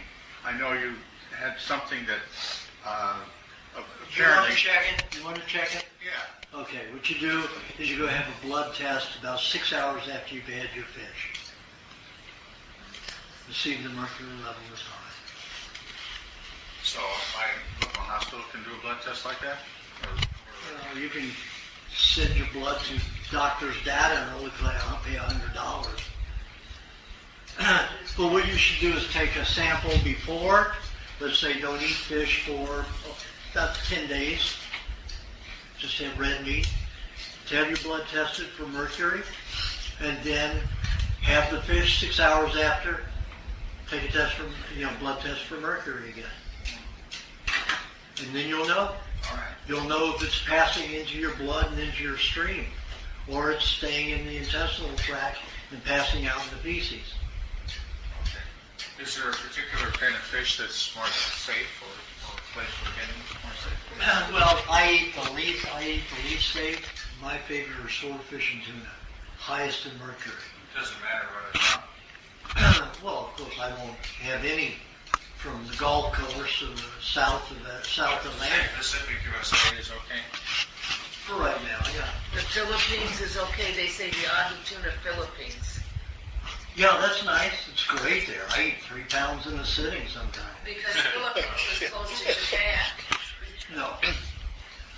Japan is way up there. Yeah. Yeah, and it's down here. So it's okay. I can pick up Ahi tuna. Well, again, if you're in Luzon, that island of Luzon, it's closer to, you've got Taiwan and you've got Japan. So right now you have the islands of Taiwan breaking the movement toward Philippines. Which is okay. Yeah, it's okay. Don't buy anything from Taiwan, any fish from Taiwan or Japan. Yeah, it's the Philippines. Philippines is okay. And where I am, I'm on the West Island, the far West Island. In the Philippines, there are 59 volcanoes, 19 of them active. The most volcanically active place in the world. And the island I'm on, which is Palawan, is way west of all the other islands that are here in all those belts. So where I live, there are no volcanoes, there are no earthquakes, there are no typhoons. I picked the perfect place if I'm on an island. And from there to Vietnam is only 200 miles. What about salmon? Salmon I don't touch anymore. No. They released GMO salmon off into the population almost 28 years ago, and they're lying now. Because now that it's being detected, they're saying, we want to release it now. So they got a bill passed that they can now release GMO salmon into nature. But they did it 27, 28 years ago. Now it's showing up. So now when somebody comes up and says GM, we just released it last year. So it's all scam and a lie. Fish oil. We need fish oil. 8 years ago was the last time I ate salmon. Because I was getting sick every time I ate it, no matter where it came from. Wow. And there were allergy type sicknesses, not metal poisoning. Do we need fish oil in any place? Pardon? Do we need fish oil for some reason? any fish oil? Well, fish oil is helpful as long as it's oil from a fish. In a fish. Oil in a fish. So oysters are good too then, again? Yeah, oysters are fine, as long as they're not from Japan. Like wild tuna. That'd be Pardon? wild caught tuna. Wild caught tuna, oh, yeah, wild caught tuna. You can't get, well, if you're having regular tuna, you can't get farmed. They can't farm tuna You meant from right Costco. now. Costco's okay. Well, I think at Costco when they have that, they're selling it. Yeah, but the problem with those big stores is they will spray chemicals on them to preserve the fish. And those chemicals go about an eighth to 3/16 of an inch into the fish. So if you cut that away, you're going to be paying about $50 a pound for what's left. And they do spray the chemicals. All of your big companies. Whole Foods is one of the worst. Whole Foods is owned by the Bass and the Bush family of Texas. It's all a scam. Remember when they came out, go organic, they still pitched the same garbage, and yet they only support 2% of organic produce. But their grass-fed beef is there now, organic grass-fed beef. That's what they claim. Just don't buy that then? I don't. I tried not to buy anything from them. I'm the last resort. When I first got their natural beef, when they took over, Mrs. Gooch's and all the other bought them out. I went and I had somebody call their office in Texas, their general office in Texas, to find out what they feed those natural beef. So it took a while to get to the man who is in charge of what is fed to those cows, because they don't have their own ranches. They contract with ranchers to raise their beef in a certain way and then sell it to Whole Foods only, just the way dairy industry does. But this is organic grass-fed beef. I don't care. They lie like a rug. Yeah. So where do you get your beef when you run out? Let me finish, Kathy, please. Okay. So he called and finally got a hold of the guy who was in charge. And okay, what is exactly what you feed them? Well, we feed them, grass. Of course, they're grass-fed. Those that are in an area where they are green all year round, they're grazed, like all beef are. Sometimes we do finish them in a lot with grains, but it's not processed, and we feed them also supplemental food. Okay, well, what's the supplemental food? Stale donuts. 15% of their supplemented diet is stale donuts. But that's all natural. Donuts are made of grain. And I say, yeah, cows eat grain fresh off of the mud and the dirt, but they don't go around frying their grains in hydrogenated vegetable oils and plastic and then eating them. Well, the FDA says, and the USDA says we're allowed to say this is all natural. So that's Whole Foods. Like I say, the way, Bush, everything in the military is, it's the Phoenix, the rebirthing operation by the government. Rebirthing of what? Where they were planting guns in criminals' hands to incite riots and get, more of the Patriot Act stuff through. They're misnomers. So Bush and the Bass family are notorious for making money and telling people it's the opposite of what it really is. So Whole Foods is the biggest health food scam in the world. And they have GMO in 90% of the products they carry that are labeled organic. What about Sprouts? Pardon? Sprouts. Sprouts? That's a whole other subject. But, you know, Where do you buy your food then? I mean, if you run out from Maryland, you don't. I go to smaller health food stores. I mean, for The me. co-op. For me, no, I'll go to PC Greens. Oh, yeah. Well, that's all the way up. I know, but that's where I go. And where do they get there? They have, all of your health food stores have particular buyers. But then they But have. when you go to Whole Foods, you can never tell where they get it from. And they can be swapping product all the time. Well, the co-op, they're like South America. It's shipped in and it's processed and they get in the packages, you know, because they don't process. They have I plastic don't get over meat it. from co-op. Well, right, I was telling you. So then where do I get it? Do you think Trader Joe's is cream? Oh, everything from Trader. Trader Joe's is a big chain also. All those chains are there to make money. Yeah. Big money. I will go to Whole Foods if that's the only thing available and buy the grass-fed and pray while I'm eating and eat cheese and drink a little milk after. And butter. I found a really good butcher, Lindy and Grundy, $7.99. They have personal relationships with all of their livestock Suppliers. growers. Yes. What's With that? all of them. Whole Foods felt very threatened when they opened up their butcher shop. They're right up on Fairfax. They went up to all of their personal livestock people and they said, we want you to sign a contract with us, that you're only going to do business with us and you're going to cut out Lindy and Grundy. And they called up Lindy and Grundy and they said, no, we're not going to participate. We're going to just stay with you. That's historical? Yeah, Lindy and Grundy. It's two female butchers. Which one Yeah. is that?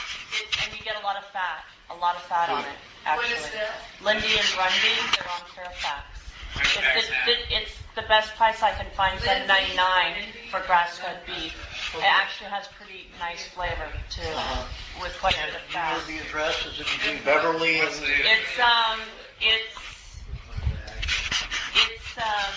between Melrose up to Santa Monica Boulevard, but not even as far up north as Santa Monica Could you Boulevard. spell Grundy, G-R-U-N-D-Y?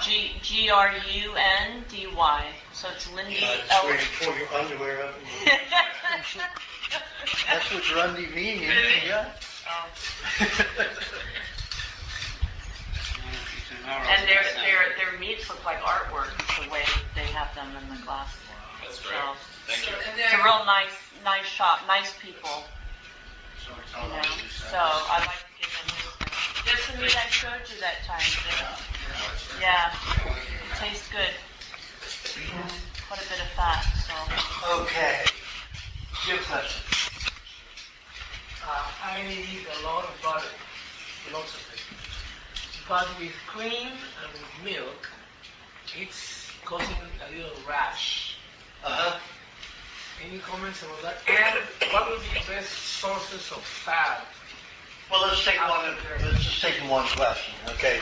So you're getting a rash from drinking milk and cream. Okay. 90% of the toxins leave the body through the skin. If they're highly caustic, they will cause a rash in the skin and irritation to the cells because you don't have enough butter in the cells. So for you, I would suggest that you take about 2 ounces of bone marrow and 2 ounces of butter and a tablespoon of, just take a piece of pineapple and squeeze it, get a tablespoon of pineapple juice, put that together, heat it until it's warm enough, like put it in a bowl of warm water, and when it melts, blend it together, and then put that on your skin once a day. And that'll protect it, so when the poisons come through the skin, they won't irritate it as much. Now, if it's something like a combination of formaldehyde and mercury, no matter what you do, you're going to get hives or a rash. And you have to flush that off. So what happens when you have the milk and the cream, you have the ability to lose a lot of that mercury. And with the minerals in the milk, you can lose formaldehyde and some other industrial solvents. And when they pass through the skin, they are going to create some damage. But it's better they leave. Because if they try to go out through the intestinal tract or mucous membranes, then you're going to have damage, internal damage. So it's a detox reaction. Yeah, it's a detox reaction. You'll notice that most people who have pock marks and their faces are smarter people. Do you know why? Pockmark. Pockmarked faces. What's a pock? Craters and pimples. Because the mercury that went to the brain after vaccines detoxes to their skin as a teenager. And you'll find that's not all, but I found that 80% of people with pockmarks faces are smarter and more perceptive than people who do not have them. And that's so, I look at those people and say, what beauty you have. You've got a beautiful mind, you know. So eventually, it will resolve itself anyway.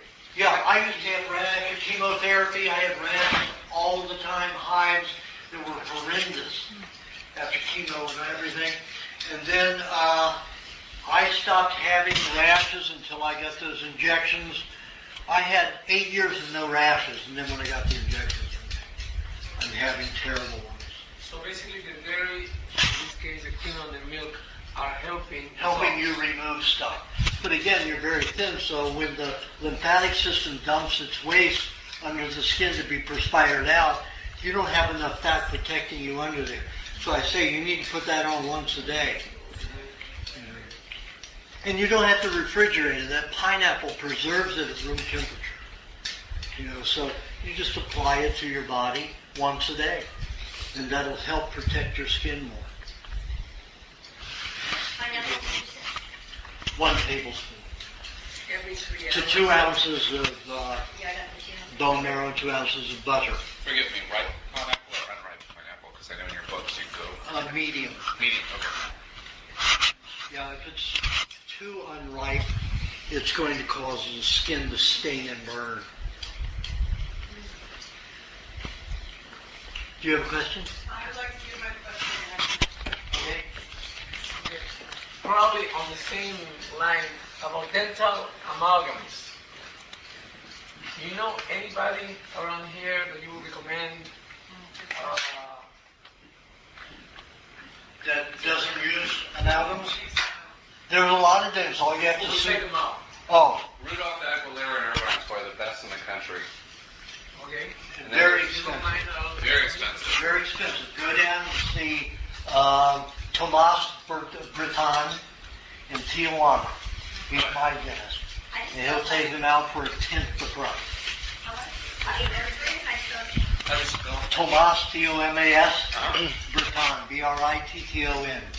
He's in Tijuana? Tijuana, yeah. And mercury too? Pardon? And mercury? He'll remove the mercury.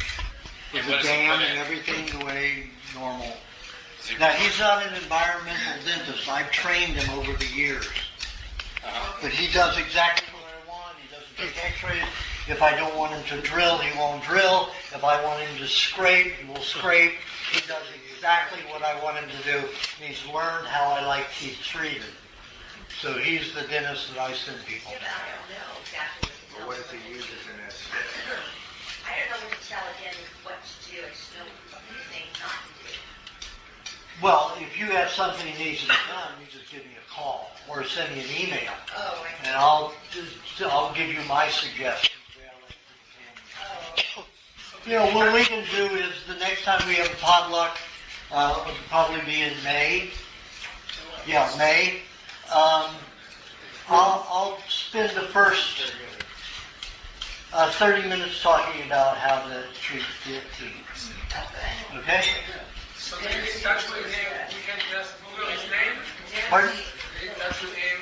Yeah, get in touch with him, tell him you're my patient, and treat your teeth the way I want my teeth treated. And he will take care of it. You don't want x-rays, he won't give you x-rays. What about anesthetic? He doesn't give anesthetic. I had a tooth that was deep and the root was connected all the way up to here, and I needed to have it pulled because I couldn't pull it because the root was still connected. So I said, now I don't want any Novocaine, so here's what I want you to do. I want you to go in, they've got a little tool which wraps around the tooth, and it's just slightly funneled, at the top, so you can grab onto a tooth. and it has a sharp edge like a razor blade. So when they take it and they twist it around, it cuts all the gum away from the tooth. And it's one motion. And then I told him, do that in one motion. Give me a break because I don't have any anesthetic. Give me 30 seconds. Then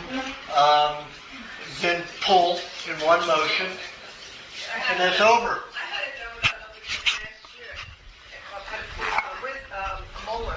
Yeah, that's and amazing. it was like shocking, but it was over. It was over. Over. So guess what he did? He put it in like that.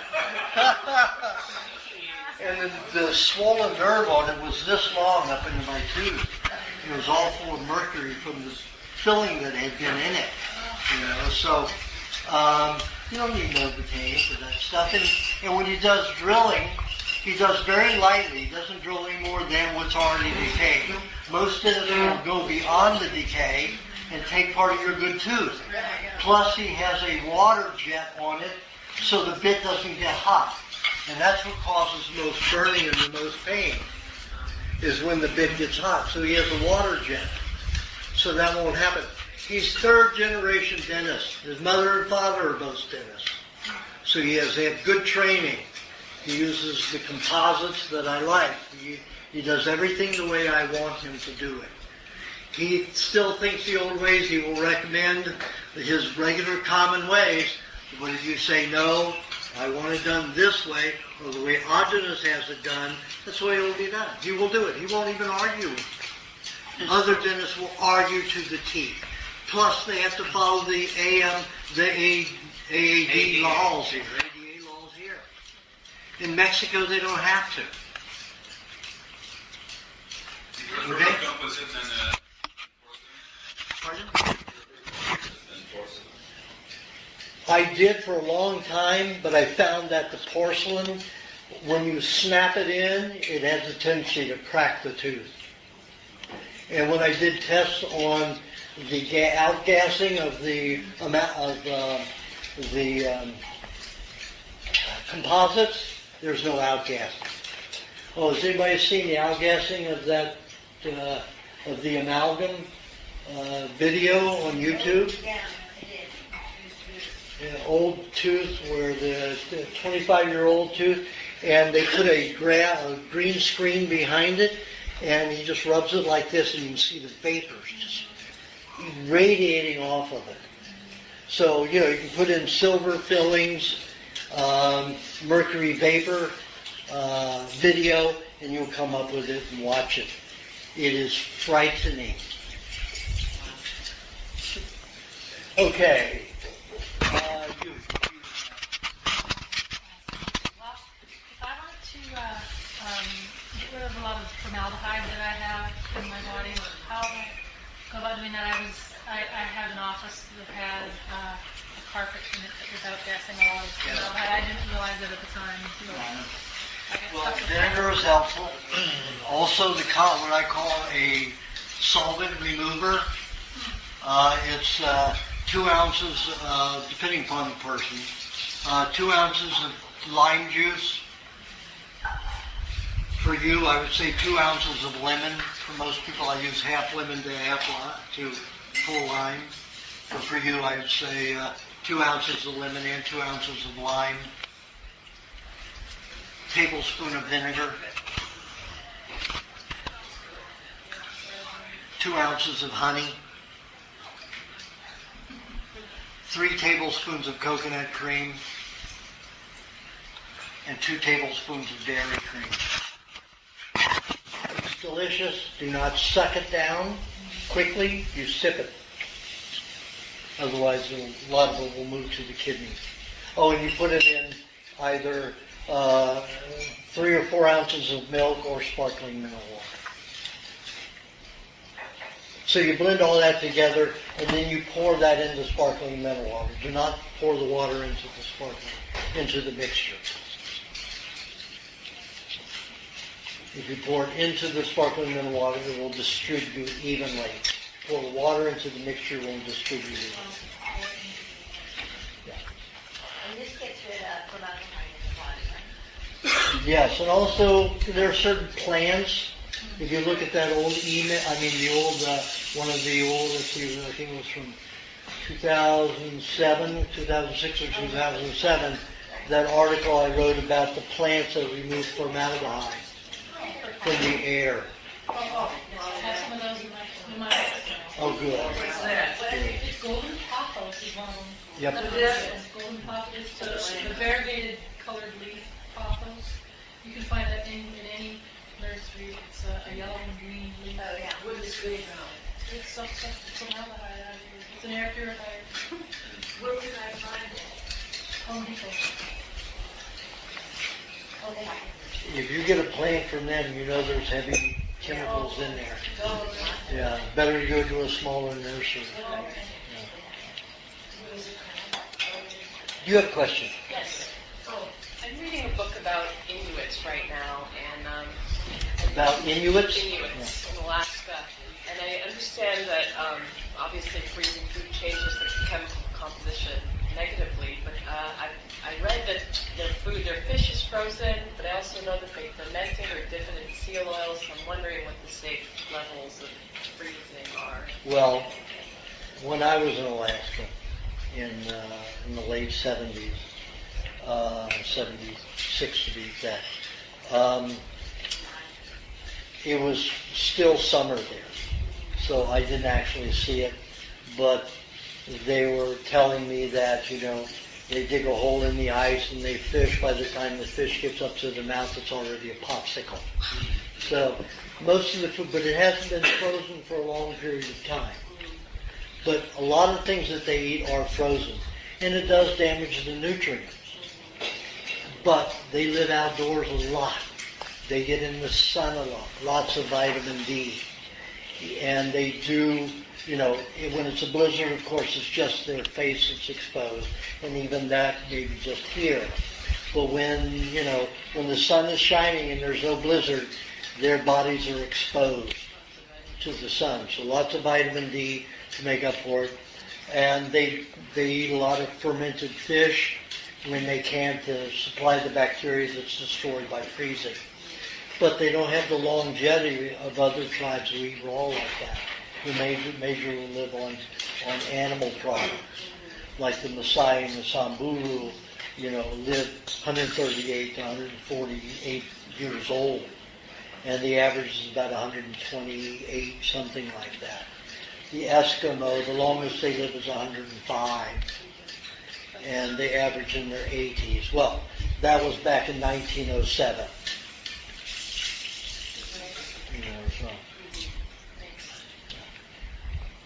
Okay.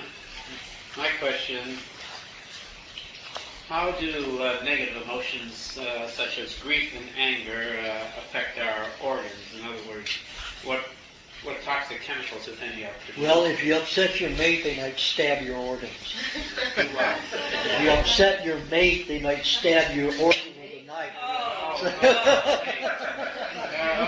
So that's what emotions can do. But as far as the body producing any negative hormones or anything? Well, what I have seen, and when I used to study people in the 70s who were into primal therapy, do you know what primal therapy is? Where you scream and you kick and you stab and you kill. They make these little soundproof boxes that they put in the house or outside, and you go in there and you throw your tantrums in a soundproof box. Hopefully it's soundproof. Neighbor's going to call somebody. And well, what I found in that was that when they would do that, they were quicker to physical reactions. In other words, the body liked getting rid of all that anxiety, liked expressing that pent-up anger and energy and expressing it in violence. It propagates more violence. So I don't, unless you're in combat, unless you're a boxer, you do some kind of sport for a living that involves violence, I don't think it's a good thing to repeat. I think it's better to sing or do some exercise or go swimming, something like that, to relieve that kind of anxiety, that kind of energy. So, and I know of quite a few people who went a little nuts. And people wanted to, institutionalize them that were into the primal therapy. And what was her name? Elnora Van Winkle, that scientist, she was into this diet for quite a few years until she went into Instincto, and then that killed her. She was almost 80 years old, did very well on the diet. Then when she went to Instincto, she ate all this fruit, and she was dead in a year and a half. But anyway, she was into she and I had conversations about this. I said, Elnora, if you always expressing that energy, that anger as violence, what do you think you're creating? What do you think you're propagating every time you do it? Sing. Find some sport that you like to do and exercise it that way, and you'll be happier. She says, I feel really good after. I says, you're an A-type anyway. You're hyperactive. You need exercise. But you don't have to do it that way. You could find some other way. Argue with me all the time. And that even sent her off into the diet because she thought, well, if you do that, And then people started calling her crazy, also, insane. And then all the work that she did was so positive went down the drain. You got some idiot that says he was her friend for 20 years or 15 years. He stabbed her in the back. He's got an article on the internet which just stabs her in the back. And those are the people who are working for government agents and the pharmaceutical who get paid to a character assassinate. So anyway, back to that. A lot of people say, like Louise Hayes, if you feel anger and all that, it's going to make you sicker. It doesn't. That's a natural part of everything. Those feelings, that depression, that anger, all of that, that's normal.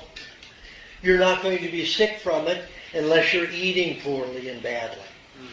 Because anything, any emotional, any hormone, and it's mainly hormones that are produced by the brain and nervous system, and if those are made from toxic substances, especially toxic proteins, of course they're going to cause problems in the body. But if you're on a good diet, emotional anxiety, emotional anger, any of those characteristics will not do you harm. And expressing them, there's a positive way to express them. I fantasized when I was dying of the chemotherapy, radiation, and surgery. I would say the surgery was the least of the problem, the radiation and the chemo were the worst. I used to fantasize with my anger and hostility of lining doctors and nurses up and shooting them one at a time and let them watch. First, the fingers would be shot off, then the wrist would be shot off, then an elbow, and I would take each one and take the person apart, anatomically, in little sections. And all these people had to watch, and they could not leave, and they knew they were coming up soon. And that was my fantasy, and it released tremendous amounts of anger. Not misplaced anger, because they deserve it. But I can't do that. I didn't have the energy to do it, and nor do I have the balls to do it.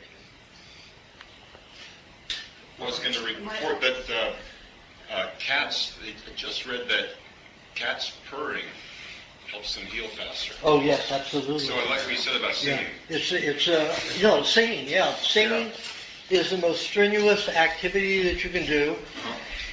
20 minutes of singing is worth an hour in a treadmill. The other thing I heard, I don't know where it was quoted, was that the people who live the longest, not the people who smoke less or drink less or married or not married, it's the people who don't give a shit what other people think of them. I was talking about that earlier with someone that they don't sweat it, so to speak. Let's see. So, as far as anger goes, I would say self-righteous anger trying to prove something, but what about noble anger to defend somebody or defend a... It doesn't matter whether it's noble or non-noble. It's an emotion that needs expressing. Yes. Exercise. A happy exercise is the way to get rid of it. Right. Otherwise, you're going to be in anxiety all the time. And that's not helpful, because then you irritate people, you cause them, unhappiness, and then it might affect your glands if they stab you or hit you. Okay, that goes for sadness, other emotions. Yeah, crying is good for sadness. Singing is good for sadness. Singing is good for anything. There you go. Okay, Kath. Do you have a question? Yeah. Not you, Kathy. The one behind you. I'm coming to you. I know. I wanted to ask about the arsenic that are supposed to be in eggs. How is that the arsenic that's supposed to be in the eggs? Eggs. Eggs. Eggs, yeah. Okay, how does arsenic affect the body, and what can you do to rid the body of it? Well, what it does different things in different people. It depends upon how that particular body handles it. In a lot of people, where it has an extreme... Let's talk about my body. I have a sensitive body, so it's going to affect my body. Well, let me cover it, because other people are listening to it. So, if a lot of people that I know of have a severe reaction to it, they get heart palpitations, arrhythmia, and chest pains. Okay, and can't sleep. That's when it builds up. So that's what arsenic does to a lot of people when it reacts in the extreme and the body can't handle it properly. So those people, I say, until the eggs change. Remember we had that, I told people about a year ago, we had a problem with the eggs. They had arsenic in them in the chicken. Yes. Well, the farmer was feeding the chickens oyster meal. And of course, when you have oysters and all of the toxins in the shells, you're going to have high amounts of all kinds of toxic minerals in it. Because the oyster, there's no toxins in the laboratory tests I've done with oyster meat, never found any high toxin in it. But in their shells, they throw it off into the shells. Clams don't do that. Urchin doesn't do that, but oysters do to that extent. So they use oyster shells to thicken the shells of the chicken eggs. So they were feeding them that, and they do have some fish meal in that, so they were putting arsenic in that, adding to it to keep varmints out of it and molds down. Varmints, rats, mice, things like that, and eating those meals as they're sitting in the stores. So arsenic, and also they use it as a antibiotic substitute. Arsenic, yeah. Yep. What's going on? Bigger, faster too. Make it what? Bigger, faster. Have you heard that? It's possible, but I don't know that would cause. It may cause swelling and fat retention, so that would make the animal bigger, faster, of course. Did they stop that? Did you stop that? Well, so I stopped it, and so as long as they had the high meats and the crushed, everything fine. But all of a sudden in January, I started getting reports from my patients, arrhythmia again, and heart pain, and anxiety, very fast heartbeat, and sleeplessness. I said, it's got to be in the eggs again. So, sure enough, had to test it, arsenic's high.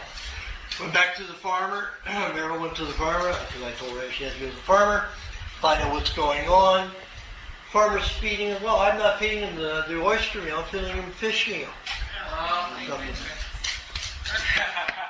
What the hell do you think's the difference? They take the fish byproducts, they boil them, they cook them, they put chemicals in there to denature any kind of bacteria, which is the whole purpose of it anyway. Your food's full of bacteria. better be. And then they add, of course, arsenic to prevent bugs, molds, and varmints, mice and rats from eating the meal. So they were feeding it. So again, stop ordering the eggs. Well, yeah, okay, that's an easy solution. So what do you do when it's in you? How to get rid of it? Stop ordering, you can It's the same thing, you have the vinegar, you have the clay, you have the fruit and the coconut cream to remove those things. Lots of cheese. Lots of cheese. Can't they stop it with that? Pardon? Can't they stop feeding it with their doing? Well, no, they just keep doing it. I haven't heard back from them. Until I have an egg that tests without them, I'm not ordering any eggs. Where are you getting your eggs? I'm not eating eggs right now. I'm doubling up on my meat. But what I'm doing, because meat's so expensive, I'm not really doubling up on the meat. I'm always grinding it into a pate. So it's all digested. Because if you're eating whole chunks of meat, you're going to digest about half of it. So I cut it into little inch by inch cubes, inch and a quarter about, inch to an inch and a quarter cubes, and then put it in my food processor and grind it into a pate. Then when I eat the meat, I digest every bit of it. Does that apply to chicken too? Yep. Everything, huh? Every meat there is. Yep, absolutely. What if you slice it really thin, like the carpaccio? Well, still, you're going to have chunks in there. Okay, so you need to digestive acids have to work harder. You're spending more energy on digestion when it should just be the bacteria gets in there, infiltrates, and that's it. Your body doesn't have to make it. Chickens are fine, aren't they? Pardon? The whole chickens are fine, aren't they? I don't know. We're just having those tests. People seem to be raving about Lily's eggs from Santa Barbara. I don't know if you guys have heard about them. They sell them at the same time. But they do have soy in them. You feed them soy. Because I get the ones that supposedly have sprouted sunflower. Me too. He says they're cage-free fertile milk. Well, Yeah, he's they're supposed blind. to be, like roaming around freely and no corn or soy. I ask them that. No soy? That's what they say. Well, they have to be feeding them some kind of meal. I'll ask Find out Ask what the meal is. What about Gamma Farms? I haven't been seeking out any. I'm not in town enough to do them all. So each one of you going to have to do your own work on that. And then let me know. Okay. Share some of that experience with me now. Okay, Kathy, your question. Oh yeah, first of all, I want to know what's good for a double chin.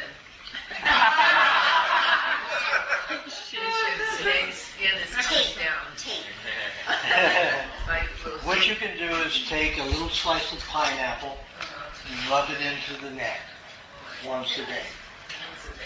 Night, it's usually a little better at night. And then in the day, take butter, half bone marrow mixture, like I told him, and you put that on the neck.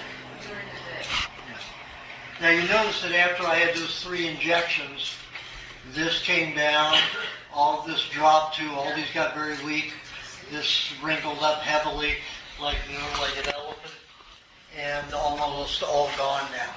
So I'm detoxing it pretty well. If you look at my DVD and the recipe DVD, you see a year ago, January, when I did that, this was very prominent. What is that Now detoxing? Yeah, I was detoxing out these glands and out the skin. It was damaging this tendon, and the tendon got very weak, and then started shrinking. And that's what caused that. I just want to mention one thing about Mike Murphy. He's in Maui now trying to write the Clean Sky Ordinance Bill. He's there for 2 months, and the second film is Why in the World Are They Spraying? They have Scott Stevens in there explaining that with these chemtrail geoengineering, that they're also giving it another name, these elitist globalists, call it climate remediation. And it's out all the time. Thanks, Every Bill day Gates. now it's so heavy that Yesterday was horrendous. it blocks out the light of the sun. Terrible here. Yeah, it was so bad. Sometimes you feel your breathing is changing because of the barium. It's, has a, awful here. they have so bad. And I'm telling people that, none of us can do anything. I'd like to know if we can have a protest. Sure, all you have to do is organize a protest, and you haven't done it. Who's the power? Who is the power here? Who is the power? This county, you go to the Board of Supervisors. Oh, LA County Board of Supervisors, they hold signs there? Yes. And you go and you speak like I did with the raw milk. You go in there and talk about it. I know, I have the test, but I don't know how to research it. I mean... Well, find somebody who has the mind to do it. Okay, I got the person. I have to test, somebody can do it for me. Kathy, there's a guy on a primal diet. He's got a master's in biochemistry, and he wants to do something about the chemtrails. Yeah. And I actually mentioned you, and he said it was a little premature for him to get in touch with you. He wasn't quite through with some leg of his research. Right, I can show him the test that I have from the HEPA filter. So I'm going to get him in touch with you. Okay? Oh, great, okay. And do you want his information too? No, I have a file this thick on chemtrails. Yeah, okay. That's all that scientific. And with geoengineering, they want to do artificial trees, and that's part of this whole business. It's a whole thing with the oceans, that the ionizing the oceans with algae or blooming algae or something they're using. Algae eats metals. Yeah. He knows where, moss grows. Moss and algae grows on rocks because they're eating the metals in the rocks. They're eating the minerals in the rocks. That's what algae does. So they can cause all kinds of deformities in algae by the sprays that they're causing. And remember, algae is another plant. It forms oxygen and puts it out into it. That's how those animals live, those creatures live in the ocean, because all of the plants in the ocean produce the oxygen that they breathe in the amount and the way that they need it. If those are destroyed, then everything in the ocean dies. And they seem to be trying to kill everything on the planet. But the elitists who have their little place, 5 miles of tunnels and underground houses in Colorado, in the Rocky Mountains. I thought it was Uruguay. They have them there too. But in the United States, it's in Colorado. I thought Cayman Islands, because that's where Mitt Romney has it. We're talking about underground places. Oh, underground. There's a website called airscrap.org. Yeah, right. And it was somewhere in Long Island where they tried to ban the chemtrails in that area. Mm-hmm. So you might want to check that out and find out what happened. But they did have a meeting, and they're trying very hard to stop the chemtrails in Long Island. It's in Long Island. But they'll deny it. Every time you go, they'll deny it.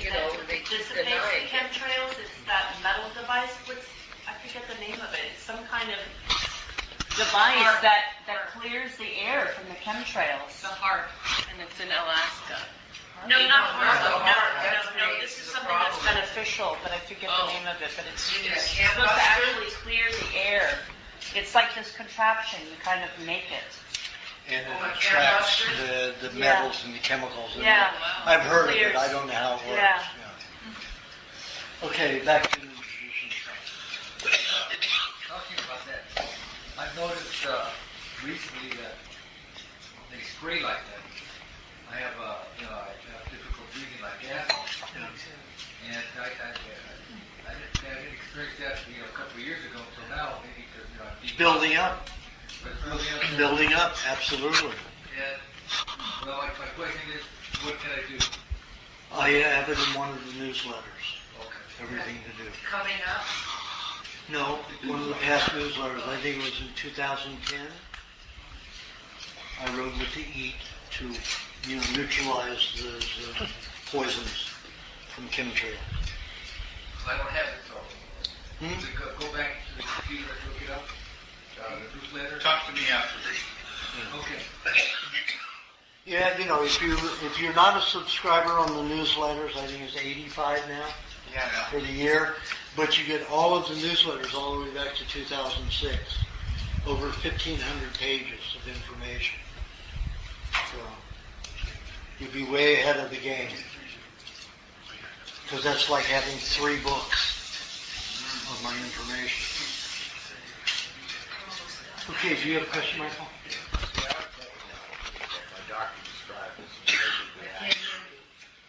I was having what my doctor described as an allergic reaction. I would have heart pain. My windpipe would contract. And, my doctor thought it was an allergic reaction. I seemed to trace it down to milk. Whether I would drink raw milk cold or warm it, it wouldn't matter. I couldn't do that anymore. The test that the doctor asked protein problems, egg whites,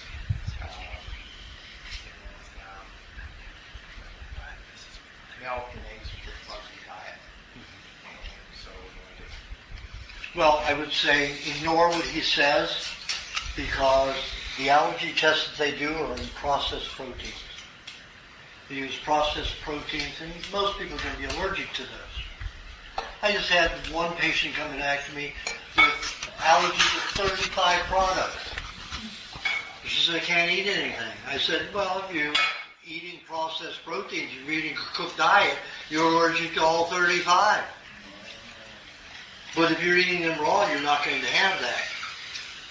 If you were eating eggs from Maryland, you were probably getting the arsenic and it was collecting, causing the heart difficulties that I talked about.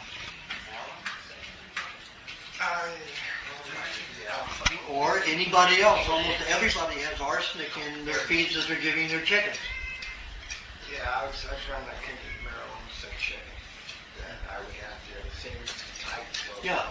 So there's arsenic in it. Those are arsenic symptoms that happen to people who are sensitive. And you're one of my most sensitive patients. You're one of the 10 most sensitive patients that I have. So I would say drink small amounts of milk because those minerals are going to help you detoxify that out of the heart. And you're going to have symptoms while you have it. But don't eat any more eggs and chicken until you know the arsenic is out of it. And that may be until May, mid-May. And then be careful when December comes around, into December, mid-December, when, it's winter again there. They may have to go to some, I said, listen, all you need to do is you get meat scraps, you get lots of bones, and you crush them. Yeah, it's going to be another day's work a week. But you're going to spend just as much money buying that crappy fish meal and making people sick. Which is your preference? We're going to stop. What do you want to produce? I'm going to stop buying it. People are going to stop buying eggs. Yeah, well, they've stopped buying them here because I told them to stop. At least I told Marilyn to tell everybody to stop. Well, I told her to stop ordering the eggs. Yes, I did too. And the chicken. She says, this is the best we can do. I mean, you couldn't get better. I mean, well, I can get better for $8.40, $50. No, it's not right. We don't buy them. You mean Marilyn's still buying them? Yeah. Okay, that's not right. Told her not to buy them. It's still on her site. So anybody that orders them, she gives them. Okay, that's not good. I should go away. Has to be taken down. I get my Alhambra, coffee berries, and basically what we feed their chickens is like barley and other things like that. No soy, no corn. No meal. No meal. I doubt that. Because you can't get strong shells without some kind of mineral supplement. Well, yeah, we got the big eggs, the shells are kind of weak. Oh, then that's fine. Then that's fine. How about the chicken from Maryland? Is the chicken from Maryland okay? I don't, the laying, they're just doing the laying chickens, so we're having the chicken tested. So we don't know yet about the chicken. So if we have it, it's okay to eat it? That's your risk. I'm not eating until the tests come back.